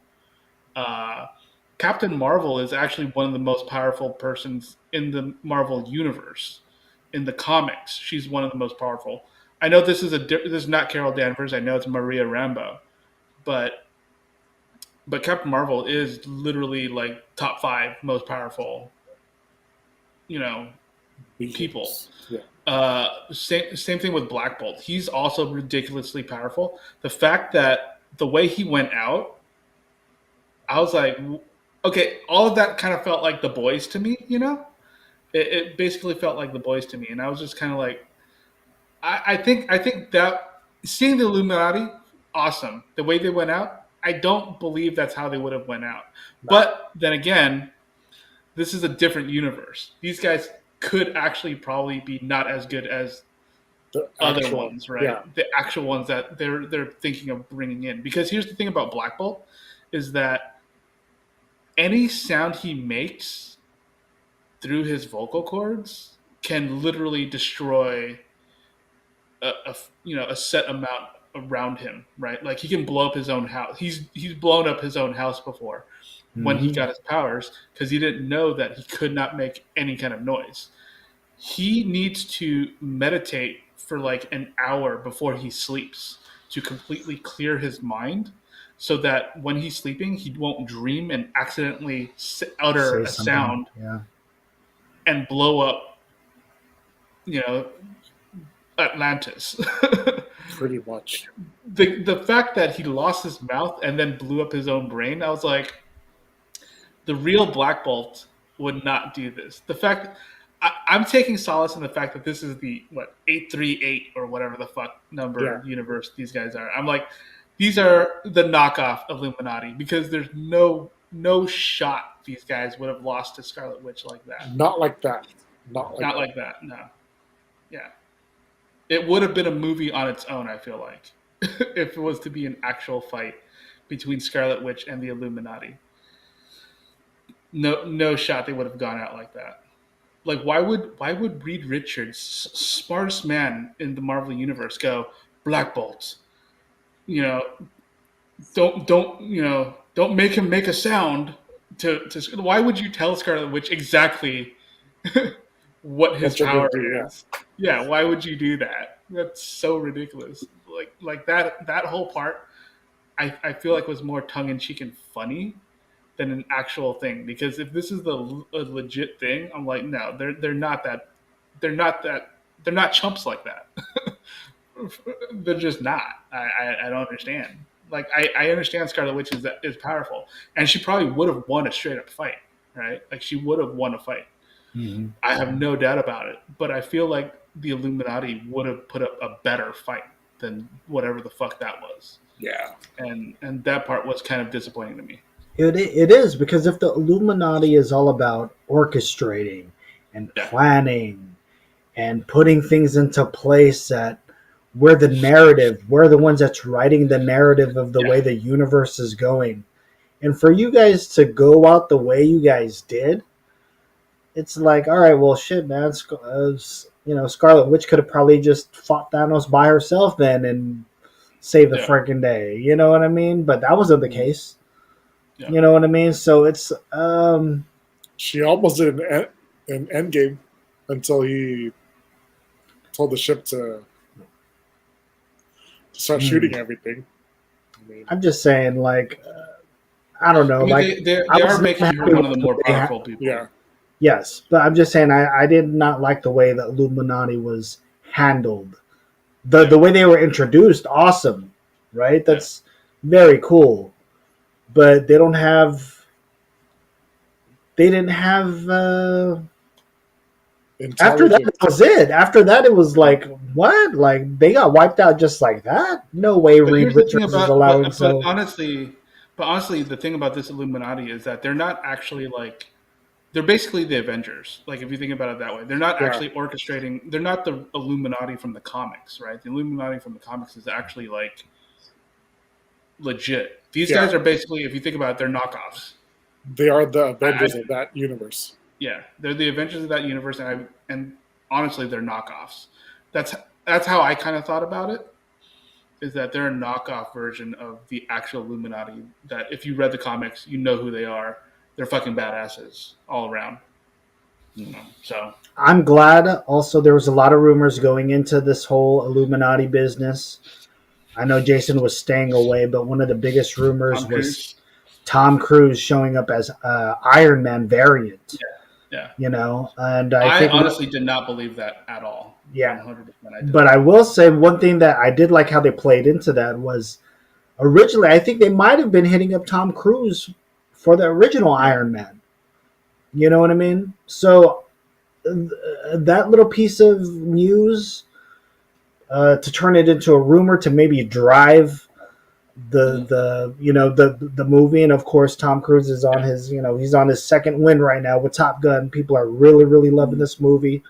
You know what I mean? And it's giving everybody showing Tom some love right now. So for his name to also be attached into something big, I think it benefited everybody.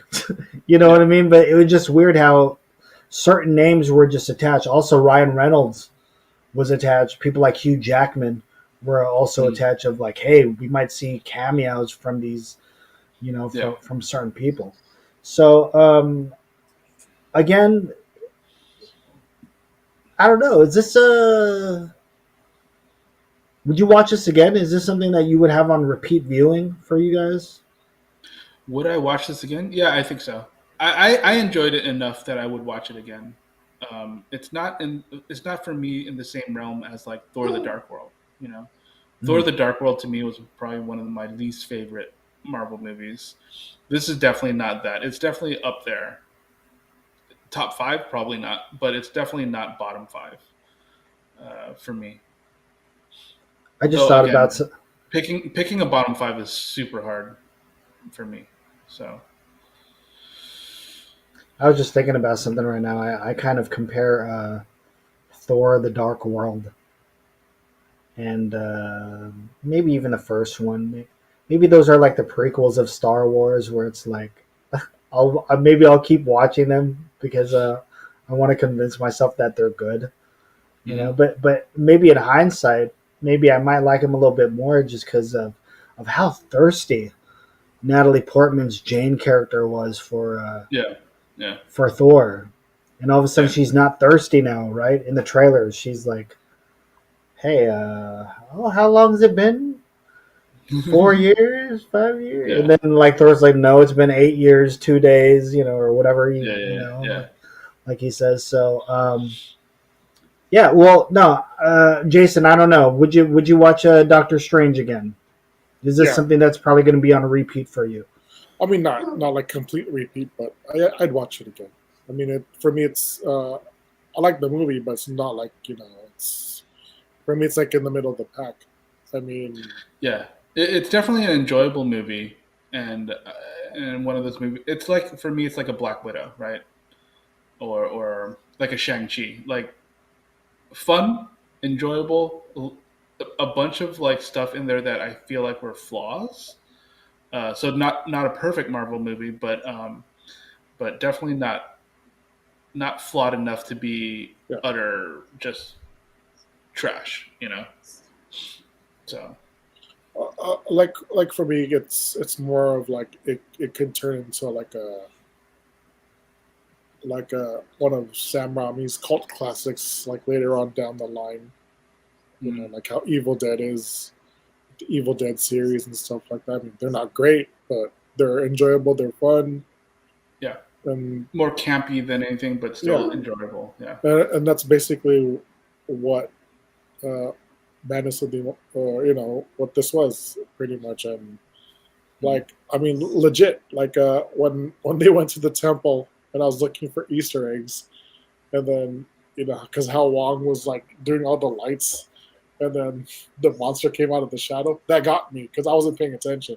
Oh yeah. So that got me big time because just I was like, because I was looking for stuff, and then it came out, and I just like, oh shit, well that's that caught me legit. So I mean, it's just like and then Yeah. the other part was when I didn't jump. It was just so predictable of the way he was gonna do it.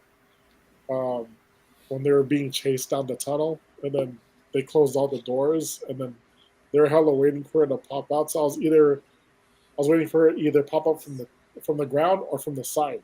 So they did the Oh, side. when Scarlet Yeah, Witch was yeah. gonna pop out. Yeah. Which I I mean, didn't. it was definitely got that horror element, Yeah, but definitely very predictable. Yeah. it was just like it's like I oh believe shit. that might have been a homage to The Shining, Yeah, the part where he's going through the maze, hunting them down just away. I mean, there was Yeah. so many yeah. elements of. I mean, you saw the finger, his finger, Sam Raimi's fingerprints all over this. I mean, the Yeah. way that the zombie Doctor Strange. It was I like love yeah, that whole element too. You know what I Yeah. mean? I love the whole. Definitely felt like Evil Dead. Yeah, for sure. Yeah, I mean, and also kind of gross, right? For like a Marvel movie, like, oh, dude, that's a dead body you're I was like inhabiting. yes, You know what I mean? That's that's very different. And I think even Wong warned him, like, dude, we're not supposed to Mhm. be doing this type of Yeah. sorcery. We're not Yeah. supposed to deal with this. The fact that he Um, was using ghouls and spirits to power the body and power himself up and fly and all that. I was just like, yeah, it was very different and very interesting to me. Scarlet Witch did look very sexy. I love her in her evil persona. She's with the leathers, right? She's wearing the leather Yeah. bustier, hair almost on fire, looking really The good. Scarlet Witch helmet or Tiara tiara. type, yeah. Yeah. And then you got an old regular house mommy, Scarlet Yeah. Witch, where she's trying to take care of her With boy, the right? kids and yeah. Uh-huh. So I mean, it was enjoyable, but I will say I thought it was a little underwhelming. I almost had the same I, feeling of like when I watched Eternals. I just mm, felt like it was good, but it was like I a little think underwhelming. I think for me this was a cut above Eternals in terms of just execution and storytelling. Uh, but I can definitely see that it's not quite there. It's not quite elevated. I feel um, compared to some of the other Marvel movies. I guess. Um, yeah. I oh, oh. well wait,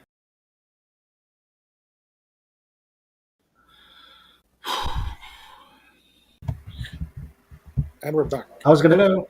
I was gonna Yeah. say, well, maybe for me too. I think maybe I might have not say fell for the rumors, but like I would have rather had certain people maybe playing certain roles. I know one villain that they talked about that might have been in the first scripts because I believe this might have been rewritten, right? This, the Probably, script. especially after they replaced the director, right? Correct. Yeah. So at one point they had talked about the character Nightmare maybe Mm, being a villain in this movie, almost kind of taking against the whole C level character, D level villains, and making them into mm, something big or huge. And Knight was actually a character that I really like, who has played around with Doctor Strange. They've had countless battles. Uh, in the comic books using other folks too. So I thought that, hey, there might be a bigger baddie behind this of somebody else mm. using Wanda, to maybe get what they want. So Yeah. when it was though revealed that no, Wanda truly is the big baddie of the show, maybe that's why I got a little bit disappointed with, like, damn, Mm, I'm over here waiting for a new villain. yeah. Maybe the last new villain we've seen were people like from Loki with The TVA. the TVA. The Yeah. Kang variants, right? Mm, mm, Maybe one villain, or we don't know if she's a villain yet or whatever, is Julia Dreyfus's character from yeah. Falcon Winter Soldier. Mm, Who might be putting together maybe a Thunderbolts or maybe her yeah. own version of the Avengers. You know, um, So that's what I'm saying. By I was hoping to see uh, a bad guy, kind of like Yeah. in You were Hawkeye. waiting for you were waiting for the other shoe to drop. Yeah, even though like in Hawkeye, even though Kingpin was already an established character, I'm glad it was actually a big baddie. Like, Mm, okay, that's yeah. cool, man. I'm completely with that. So maybe that's why I felt underwhelmed by. It's like, damn, I'm. How many Marvel movies have we watched now? And there's just Mm, no real bad guy. You know what I mean? yeah. It's pretty much the team or somebody within the team that's bad. Yeah, I think part of it is also you're not really sure where they're going, so you're kind of expecting certain things to happen, and then it doesn't go that way. So it's not setting anything up. I feel like really, right? Mm. Um, like I like like I kind of thought that America Chavez would have a little bit more to do, um, but she was basically the MacGuffin of the movie. It's one giant escort mission for Doctor Strange, right? I thought she would definitely do a little bit more. I like the character. I like the character in the comics. Like I'm a huge fan of America Chavez in the comics. Um, but in the comics, she's already like a fully formed adult, right? Mm. Like she knows what she's going to be doing. She can do what she needs to do already in the comics. Whereas in the movie, she's still learning how to work it. How to work the punches and all that kind of stuff. So I think for me that was a little not disappointing. I just didn't know that that's. I knew she was young. I didn't know. I didn't really know that she was. They were going to go with inexperienced as well. So I was just like, oh, okay. I had to readjust my expectations at that point when it's like I don't know how to control my powers, kind of thing. Whereas in the comics, she knows how to control her powers. She's a superhero, in the comics. So, uh, but yeah, I can definitely see why it's a little weird.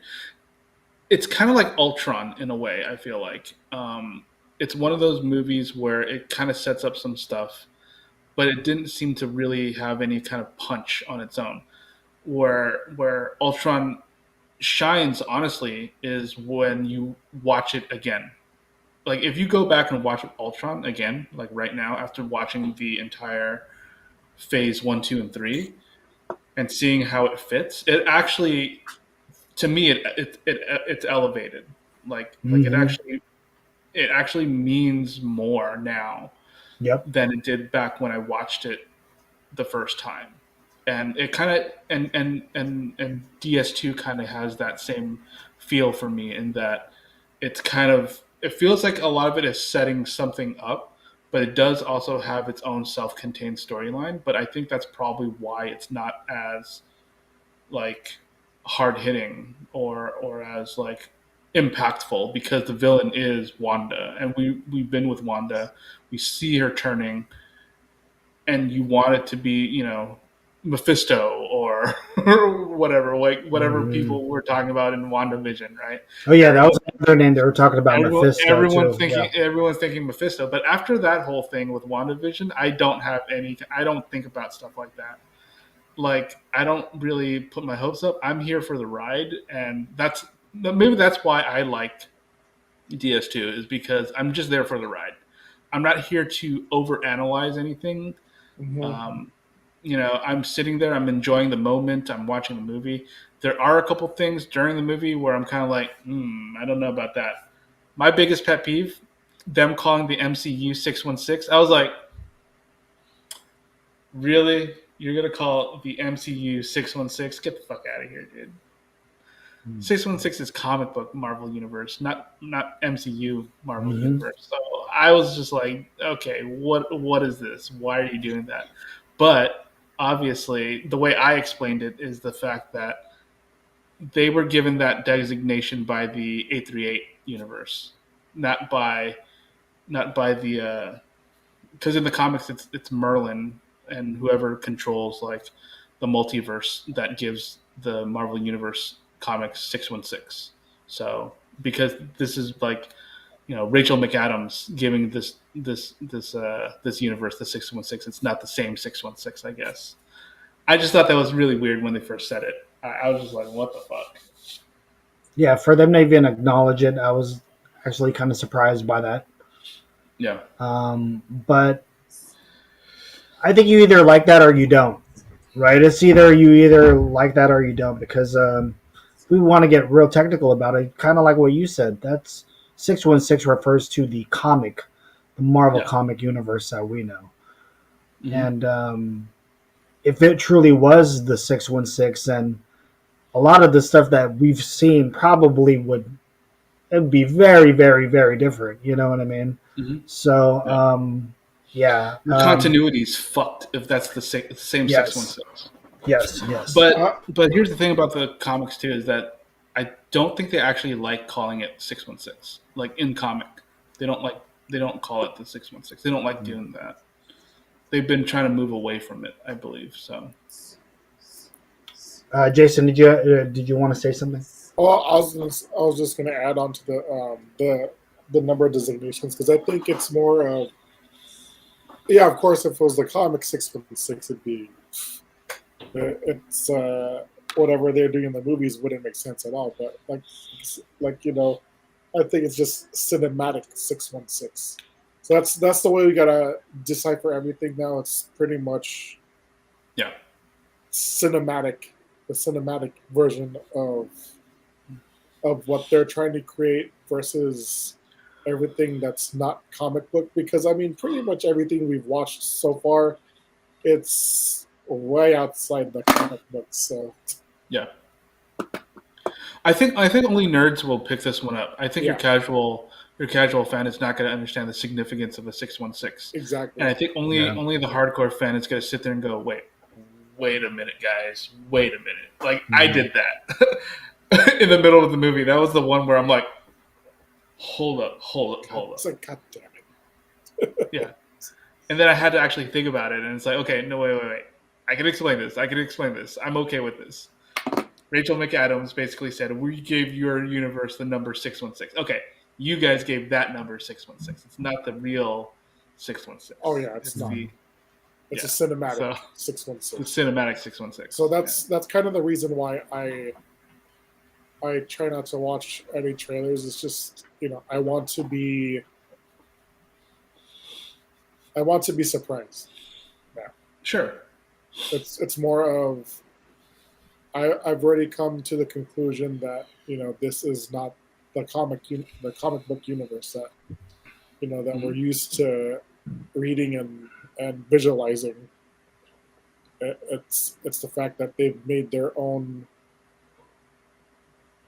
separate entity. Yeah. Like it has to make sense not just for the comic book people, but more for the casuals and more for the people that actually do not know anything about Mm-hmm. Marvel. Yeah. That's what they're trying to cater to, so that all three phases understand what's going on. Even though for the comic book side, it's just like, okay, I guess I understand why they did this, but at the same time, Mm-hmm. it's like, you got to cater to everybody. You just Yeah. can't, you know. I know a lot of you can't make everybody happy. Yeah. The way I look at it now, it's just like, you know, they didn't have to do it, but they did it, and they're letting us watch it. So that's just why, like, I appreciate everything that they do with all this work that they've done over the past, is it 12, 12 13 years years. now? Yeah, something like that. Uh-huh. So just like, like, so just like, yeah, okay. I'm not like, I'm not gonna be upset and cry spilled milk over like, oh, they did this and did that wrong. Yeah. It's Mhm. it's Yeah, no, their it's I'm their not, yeah, yeah, yeah, I'm not hating on that either. I just thought that was interesting that they yeah, decided to call it the 616, six and, six one six, and yeah. that actually struck me in the movie because it's like, wait, whoa, so Because I was but like wait, what? Did they just really yeah, yeah, designate? Well, okay, what I was like, it's not really. Uh, and then from that point, I just let it go. I was like, yeah. I'll deal with it later. I'll it's deal with it later. their mo. It's not comic book related, so No, just the essence of the comic books in there, but the way they're planning it mm, out, it's completely different. So I yeah, understand that. I get that. Um, and if they want to keep going, I'm all for it. So I'm just like you said, I'm along for this ride too, and I've been enjoying myself outside the Eternals. And yes, I could put that in the worst five, legit on my side. So mm, that's one of the easy ones for me to put in the worst five. So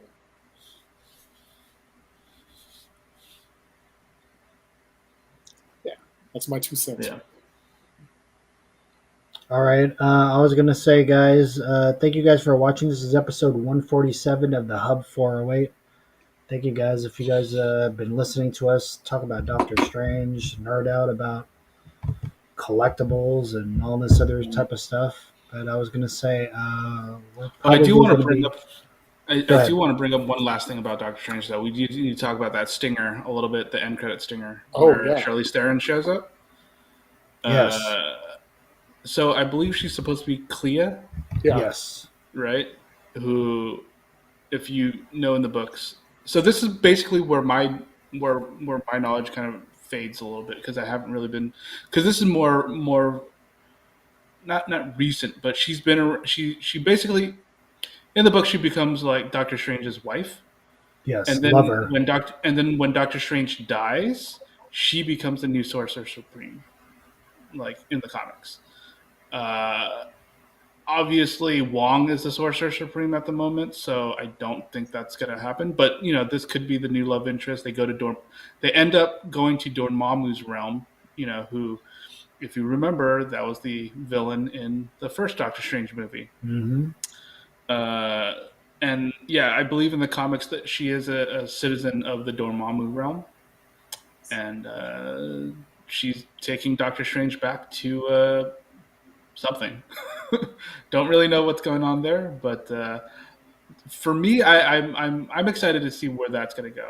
I kind of want to see Oh what yeah. happens there I, because Dormammu fight was one of the best fights I've ever seen in my entire life. I love that I entire sequence with him. It's loved so it. badass. Loved it. Yeah, absolutely loved it. So eh, having a chance to go back to Dormammu realm, I want to see what it's all about. I want to see what's going on. and they finally gave him the physical version of the Eye of Agamotto. So Yeah. that's going to be interesting as well. Anything else regarding Doctor Strange? Uh, no, just I wish there was more America Chavez doing stuff. That was really my thing. Like I said, America Chavez is a favorite character of mine. She's super awesome. Just she didn't really get to do a whole lot in this movie, and it's a little bit of a disappointment. But we'll see her in the future, most likely. So I mean, it looks like they're setting up Young Avengers, so yeah, it's all there. All right, guys. I was going to say we're going to be wrapping up the show in a few. I was going to say if you guys have any. Start off with Jason here. Do you have any recos going into this episode of the Hub 408? I, well, I was going to recommend a couple things, but Campus is already over, so you can't watch it. You'd probably have to wait. Yeah, there's a couple. There's a couple features that I saw there and documentaries, but it's just like you're gonna have to wait probably another year or two for it to actually be in the theater. So there's one called Bad Axe. So it's pretty much it's a documentary during the pandemic. A guy does a documentary on his family in Bad Axe, Michigan, where they're like immigrants that came up and survived the food industry pandemic. So there's that, and then the other one is a Tagalog movie called Lenore Will Never Die. That was a good one.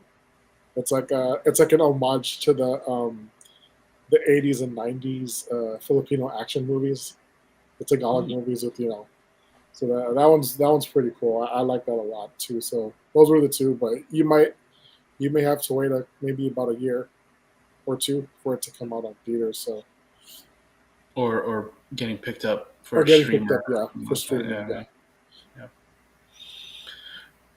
All right, cool. Is that it, Jay? That's Okay. all I got.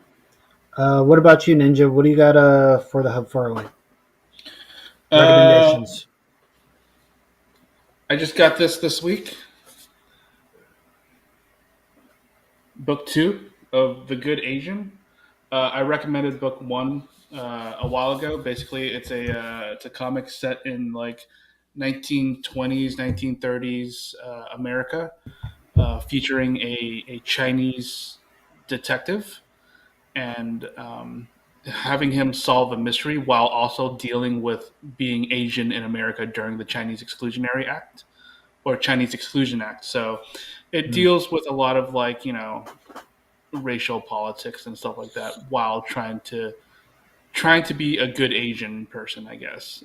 it's very layered in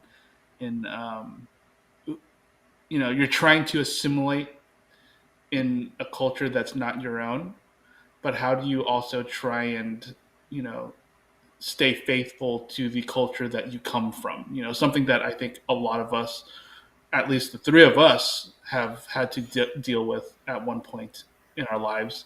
And so this story kind of deals with that a little bit, with the added bonus of being set in a time where a lot of Asian people were barred from immigrating to America. They call it the Chinese Exclusion Act, but it's not just Chinese people. It's basically everyone from Asia, from East Asia, from Southeast Asia, from South Asia. Just anybody from who did not look white were barred from coming into America and stuff like that. So, uh, so I want to recommend this book. It's a really good comic book in general. It's got a really cool story, but it does have that extra layer of having to deal with racism and cultural identity and all that kind of stuff. So that's one of my recommendations. I'm going to recommend Obi Wan. I found it very enjoyable. The first 2 episodes, and we did talk about the fact that it's a 4-minute recap to start. That's that how actually you. I'm gonna that watch that. blew, I want to that watch it honestly before I go to blew my bed tonight. mind. Because I was just like, seriously, it blew my mind. And then it goes right into the first opening sequence of the show, right? Oh, And okay. it So really sets. So it's it a, recaps, okay. and then it goes into the show, and then the opening sequence of the show is like, holy shit, dude, this is crazy. And then the story, it starts after that. After The the recap prequel. alone. The recap alone is so good that if they were to Yeah, release that on YouTube, yeah. it'll get a million views. It'll get a million views, I think, at least, dude. Yeah, weirdly enough, I don't know why. Maybe it's because I didn't expect it, but I was Yeah. just kind of blown away by that. And then the opening sequence is set like a minute after that, basically, right? And then it jumps 10 years later, and then Obi Wan the story starts, and I thought it was really good. Like, um, I wasn't particularly excited for this series. I was just like, why do we need to see an Obi Wan story? Like, I kind of just want to imagine him being this weird hermit that lives in Tatooine, watching out for Luke this entire time. I would have been fine with that. If we never really got a story of what he did in between. But now that we kind of got a glimpse of what he was doing in between, I actually kind of like it. There is Hmm. I guess it's not really a surprise character, but it's like one of those, oh, that makes sense characters that shows up. And honestly, the show, at least these 2 episodes, is more about them. So I thought that was interesting, but I don't know how it's going to work moving forward. Um, but so far, I've really enjoyed it. All the characters are very interesting. The Inquisitors are very interesting. There's one specific Inquisitor that has beef with Obi Wan, and and everything about it makes me want is compelling me to just watch more. Yeah, So I'm definitely me too. recommending it. And it's so far it's really good. I hope it I stays just as good. and I think this one's going to be a hit. I think this is going to be a hit series. I don't know if they'll just give us one season and that's it, but I get the feeling this will be really really good. So I'm super excited Yeah. for that. Any other Reco Zone Ninja? Uh, mm, Weird. Well, I have been watching like slightly older anime that is really enjoyable to me at the moment. Like Demon Slayer, I recommend that. I recommended that a few weeks ago. I've been watching that.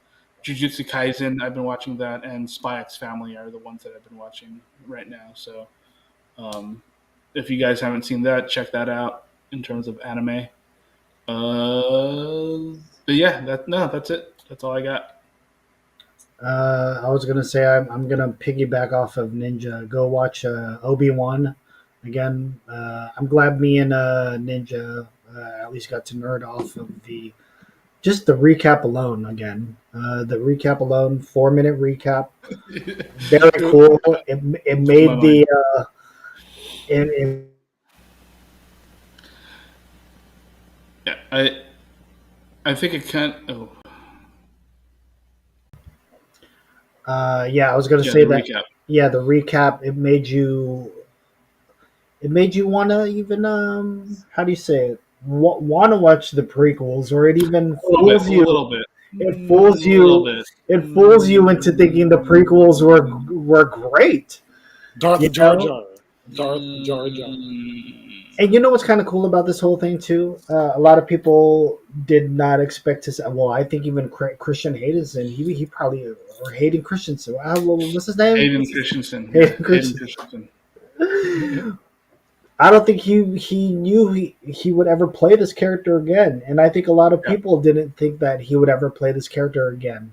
And I think Mhm. one thing that has also came up is, even though I joke about it, there's some people out there that actually really like the prequels, and that's No, a lot of fine. people, a And lot of that's kids fine. like it. A lot of kids Yeah. like it. So for something that we make fun of all the time, you know, Something that's been a running theme on our program. The Hub's been on for almost fucking 10 years, right? But we've always joked about, sand jokes of, oh, Annie, just whatever. We've picked that movie Yeah. apart. But then all of a sudden to see Hayden doing interviews, and he's happy. He's like, dude, I'm kind of happy that I get to play this character again. I would have I mean, never good, thought. good for him. Yes, and kind of like what you said. I didn't expect us to get an Obi Wan story. I thought just like you, he's just a hermit that would always look after and take care of this boy. But then we kind of forget, like, wait, there's still threats going on in the galaxy. I don't Yeah. think him taking care of a kid is going to be as easy as we all think in our Oh, mind. no. Like, Yeah. So now that we get, just like what Waldo said, now that we get a glimpse of the trials that he's going to go through, Mhm. um, I think it's really really cool, and I like who the characters become. So to see him becoming and evolving into something else, or maybe regressing, that's kind of Yeah. Yeah. that's the cool thing about this show. One thing also I wanted to recommend, not to get all political and all that stuff here, but we do have a brand new president out there in the Philippines. Oh, wait, who won? Was it a Ferdinand was it Marcos Marcos? Jr. Oh, won. good, Marshall. good, good, Yeah, nice. nice, With right? and the VP is it Duterte's daughter. Duterte's daughter? Yeah, awesome, Yes. cool. So if you would like to Perfectly find going, out, perfectly going. yeah, completely okay. So if you would like to find out how we got here, please watch The Kingmaker. I believe that's free. You can watch that on YouTube. But it's a great documentary. I'm a kid of remembering EDSA, the revolution of people's power, and all that stuff. So the Kingmaker goes into all of that.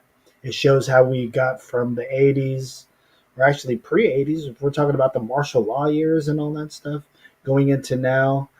I can only pray for my country and hope that they have some kind of advancement as far as um, not going back to the old ways Yeah. and all that stuff. So, again, we try not to talk about politics here on Kumu and all that stuff. But I will say this: TikTok did its job. TikTok completely did its job by influencing these young folks into Yeah, getting their yeah. votes out there. So that's good in a way, I guess, but not really. Again, go watch The But Kingmaker. but it went the other way. It Yeah, went yeah. the other way.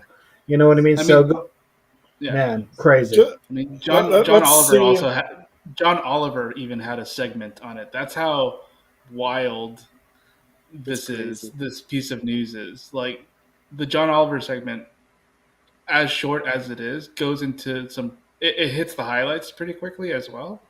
And I was just like, what the fuck? It's so ridiculous. Wait, I, And yeah, TikTok, it's only internet. 1 6-year term, and then that's it, right? They can't. Is that how it's working? The yep, terms in the but Philippines. yep. Oh man. But I mean, it's not what the people kind of wanted, but at the same time, it's like, let's see what he can do in 6 months. I mean, Well, I mean, the fact that there's already a disinformation yeah, campaign going into this whole thing, right?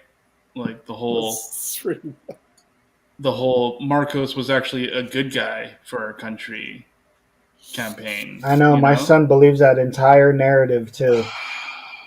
It's crazy. My son is a Marcos supporter. Is he? Okay, well, I Yeah, mean, there you go.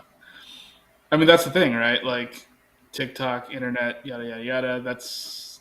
And again, like I haven't watched the Kingmaker, but I watched the John Oliver segment, and some of the stuff that the kids were saying in that segment was like, ah, that's how they're that's how they're winning the war, the culture war out there. Ninja, you should watch The Kingmaker. I think you would very much enjoy that Yeah. doc. Yeah, it's really good. But yeah, go watch The Kingmaker. Also, go watch what I say, Obi Wan. Obi That's Wan. yeah, Obi that's Wan. very good. And that's pretty much it, man. I was gonna say this is the Hub episode 147. We have episode 148 going on next week, and that's pretty much it. Anything else you guys wanted to say before we get up out of here? What's up, Jason? I will say is yeah, I gave Trump's the first 6 months, and I kind of regret that now. That's what I'm saying. You're like, oh, let's give him the first 6 months. Why Like, dude, would you? I don't even, yeah, I'm like, dude, I'm I not don't playing know. around I with just this Why one. would you you do know that? just I didn't vote for him. Just saying, like let's see what he can do. That's what And, Dave Chappelle said. Remember, yeah, it was like Dave Chappelle was like, let's give let's him just see a what he can chance. do. And then I was like, okay, I didn't have any I didn't have any expectations. Just wanted to see if he could do what he could do, and he did it. So it's No, I went into that going, tough shit. yeah, prove me wrong. Yeah, That's basically what it is. Prove me wrong, and he never did. he You did it. know, Yeah, he never did. no. I didn't go in there going, oh, let's give him a chance. No, fuck that. Prove me wrong. That's really the way. Because here's the thing, they tell you exactly how shitty they're gonna be. They don't lie Yeah, about it. You know? Facts. exactly. They don't lie about it. They tell you exactly what they're gonna do. All these people going, oh, they're only talking about trans people. You do know they're going to hit gay people after that. And Oh look yeah, what for they're sure. doing now. They're hitting gay people right after that, you know. Oh, they're not going to, cancel abortion. That's crazy. Too many people love abortion. Guess what? Abortion's going to go out the window. Well, okay. Well, they're not going to cancel contraception. Guess what? They're going to do that because all these laws that they want to overturn are all based off of one law, the 14th Amendment, you know. The right to privacy, all these laws, the contraception, the abortion, the right to marry whoever you want. Mhm. Interracial marriage could be an issue in the future. Okay? Because Wild. it's right to privacy. Yeah. And if they're saying right to privacy is actually going to go out the window, you might not be able to marry outside of your race. It used to be that black people and white people couldn't get married. And they had to Mhm. make an amendment or they had to make a ruling to say that you can. That could go away. That could be overturned. If you can overturn abortion based on their ruling, They can based on overturn. them ruling against right to privacy, all of these laws can go away. All of them. That's why y'all people out there, make sure you guys are electing the right people in your seats, those very important seats that make decisions for everyone. Yeah. That's how shitty it is. These are people, the people running this country are not even the people that the majority of the country want to run the country. We have a tyranny of the minority being the conservative. Okay? This entire country is being run by a conservative coalition that is in the minority. Most people want gun rights or gun control, like sensible gun control, background checks. 90%. Steve Kerr was right. 90% of America wants some kind of gun control, but we're not getting that. Why? Because of a handful of people in the government. Oh yeah. So yeah, get out there and do something. We all need to do something. It's And it's, they're they're hiding behind their cowardice and hiding behind their money and their power. That's it. basically, that's really what it is. That's really what it is. That's all it is. Yeah, but That's all that is. I mean, Until it happens to their own family, that's when they'll act Yeah. upon it. But Sure. other than that, it's Sure. not going to happen. sure, It's not. but And that's why. but And what made me laugh was the reporter from Sky News asking Ted Cancun Cruz that question. yeah, the question, yeah, Made me laugh. Like you Yeah. can't even answer it. It's like, no, and then when he said we are the safest country in the world, I'm like, now you're speaking out of your ass. yeah, Completely. You're speaking out of your ass.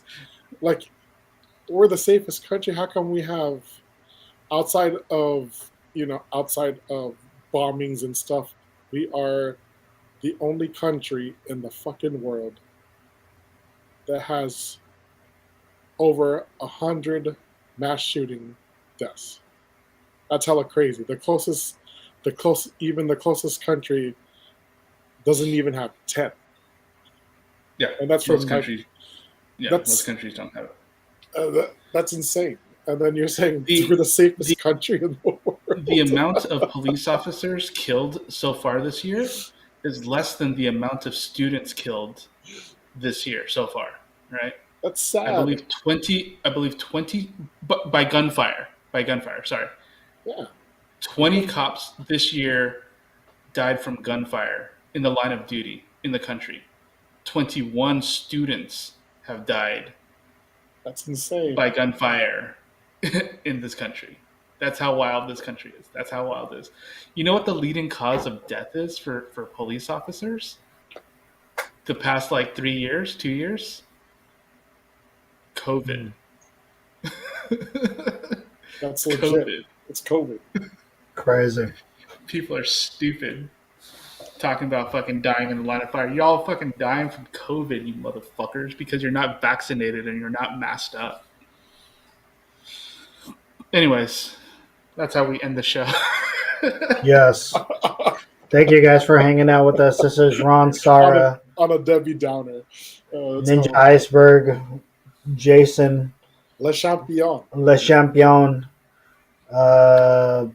Join us next week, guys. We'll probably, I don't know, we'll get into whatever else. Obi-Wan. Maybe Obi-Wan. Talk a little about, probably by then we'll probably be in the finals when it comes to the NBA. Oh, Yeah, well, Sunday is game 7. Yeah, Miami just won today, I believe. So Yeah. they're going to game 7. Crazy. Next Thursday is the finals. Yeah. So we may be in like game 2 either Saturday or Sunday. So yeah. Shout out to the Warriors. Shout out to whoever we're going to play. It don't matter who we play. You know what I mean? It really doesn't matter. It's They're going to coming be here. Boston. They're It's going to be coming Boston. here. Either way, they're coming here to us. So It don't matter. Draymond's calling Boston already. well, I mean, he's all the real team we wanted to play was Miami, but the way it was looking before this game was Boston. Sure.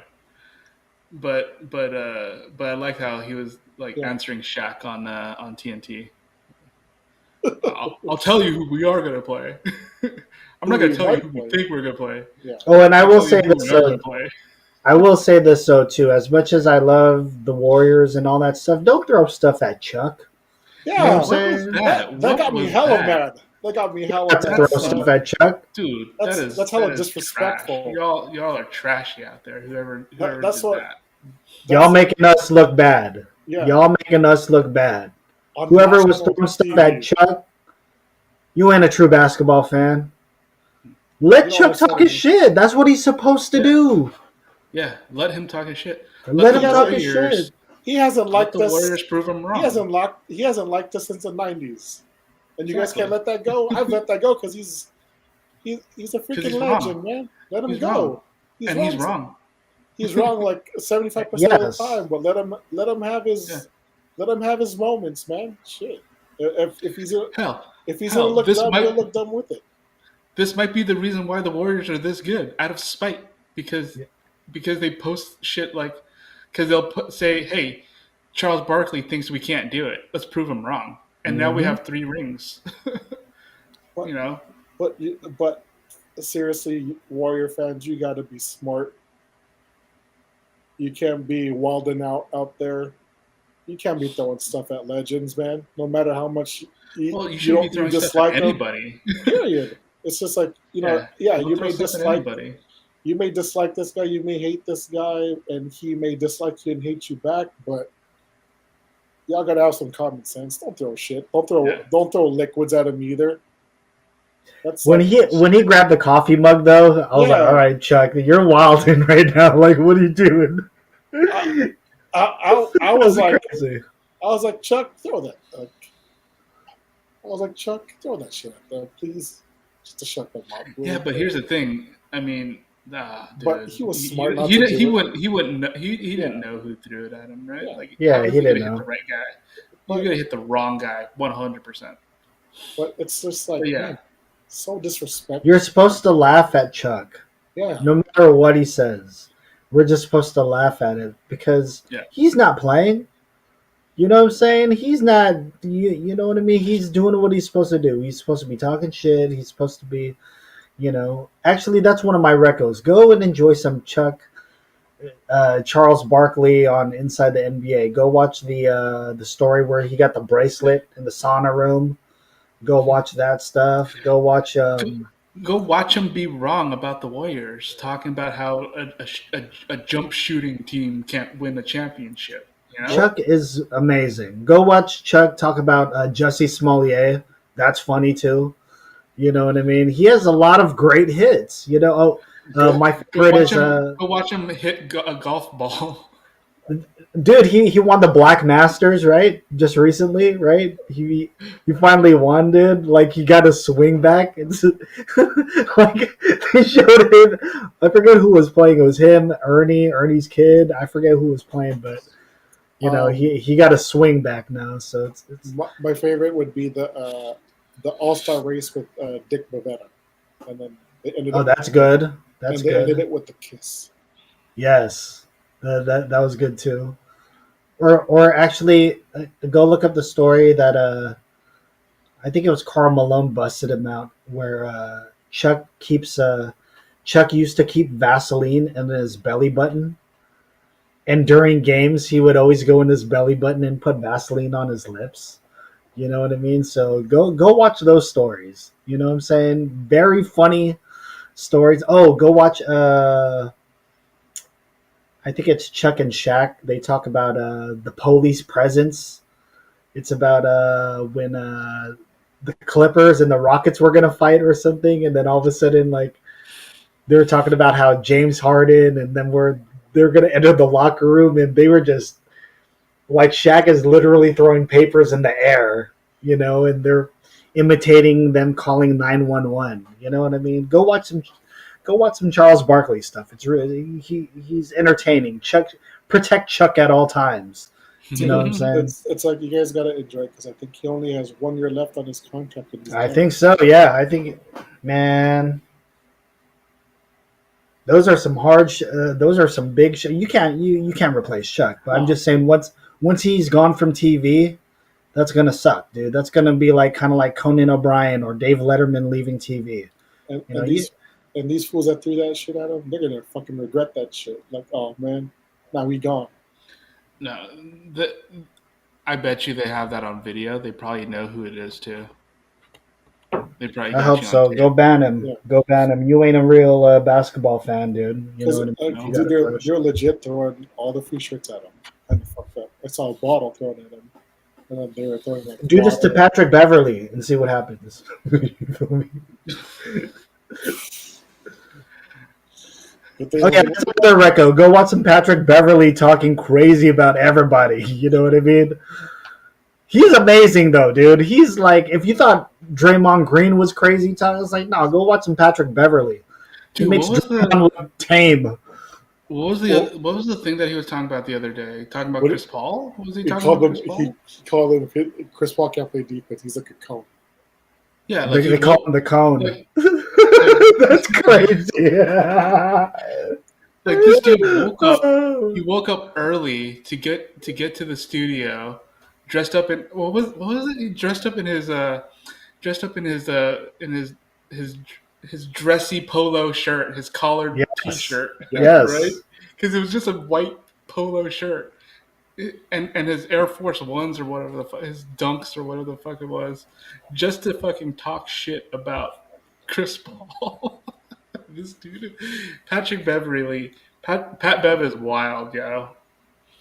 He had this one take where I think him and JJ Barrera were fighting whether James Harden should get a supermax contract or something like that. But it's a crazy. I mean, some of these takes are crazy, but the energy that he brings, it's entertaining. That's why I was like, what? Go watch some Pat Bev stuff, dude. Like that stuff is entertaining. And I'm talking about just him, not him being on the court, because of course, that's why you hate the guy, right? But then when you watch his stuff, when he's in the studio, he's actually, it's like, all right, you got some pretty good takes, yet you also got some hot takes too. Hot takes, yeah. Dude, Jason, when he called him a cone, he called him a traffic cone, basically. Yeah, He's like, dude, you can just go around. You know when you do the drills, when you're running around them and trying to avoid them, what is it, the traffic cones? Yeah, he's a traffic cone. And Waldo, I still think nobody calls him cone. He said that. Nobody calls him cone. I doubt it. I doubt it. I just thought it was funny. Like he had this whole story of him being called a traffic cone. So nobody's calling him that. It's you are, sir. That's why I found it entertaining. It's like sometimes you need personalities like that, dude. It's very odd. Yeah. Oh, that's kind of why I also posted the SNL thing of the Kendrick of the first take crew. Like if you watch that, it's so stupid. Kendrick Perkins with the hot take. Kendrick Perkins so also like. Yeah, his But Keenan playing Kendrick Perkins is hilarious. Y'all should watch that. And Chris Redd playing Stephen A. Smith, hilarious. I hope Keenan never leaves. I know a whole bunch of people left SNL last episode. They were like, "Oh, it's end of an era" and all that stuff. Hey, Kenan Thompson is still there, so what the fuck y'all talking about? You know what I mean? I don't think he will. I don't think he will. He shouldn't, right? The fact that he's still there, well past the time that most people stay on SNL, I feel like he's just not going to. Dude, his check is probably very comfortable, right? Yeah. It's like, I don't think anybody's ever owned SNL. I mean, kind of like, he's owning SNL is what I'm trying to say. You know what I mean? How Phil Hartman used to own SNL or Dana Carvey used to.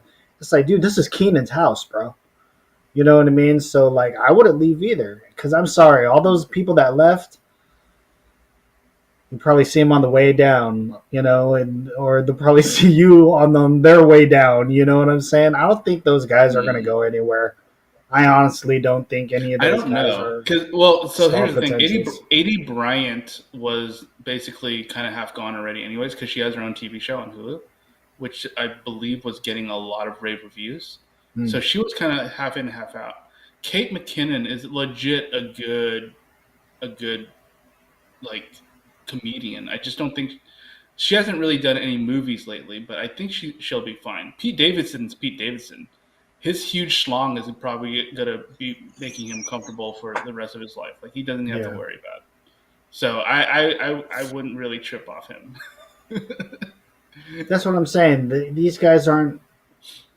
They're not Spade. They're not Sandler. They're not Chris Rock. They're not Farley.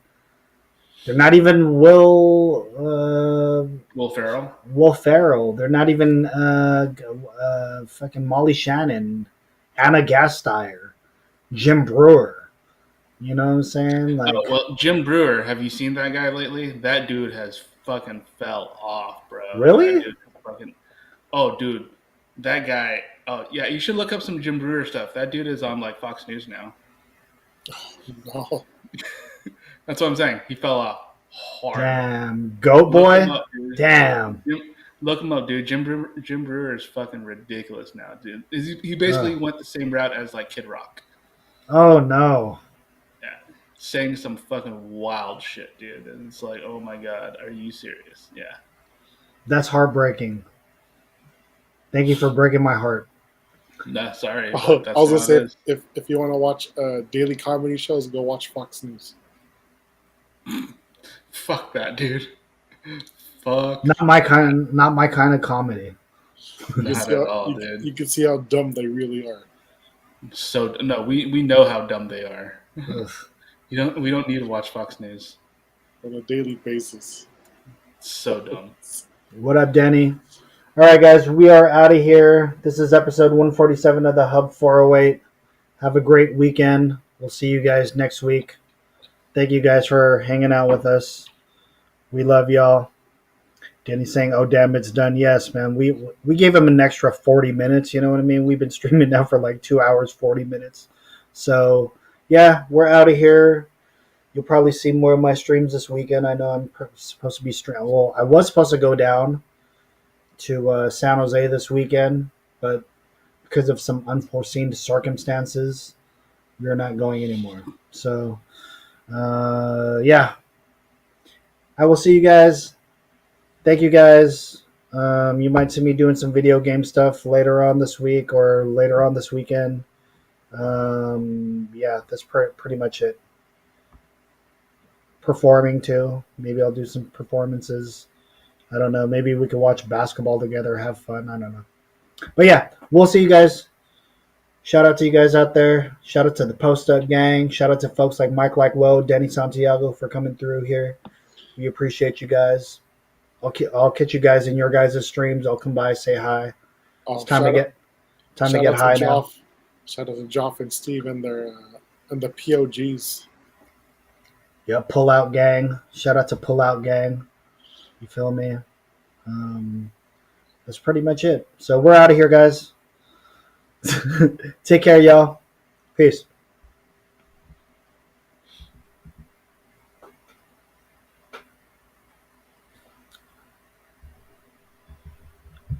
Let me end the stream.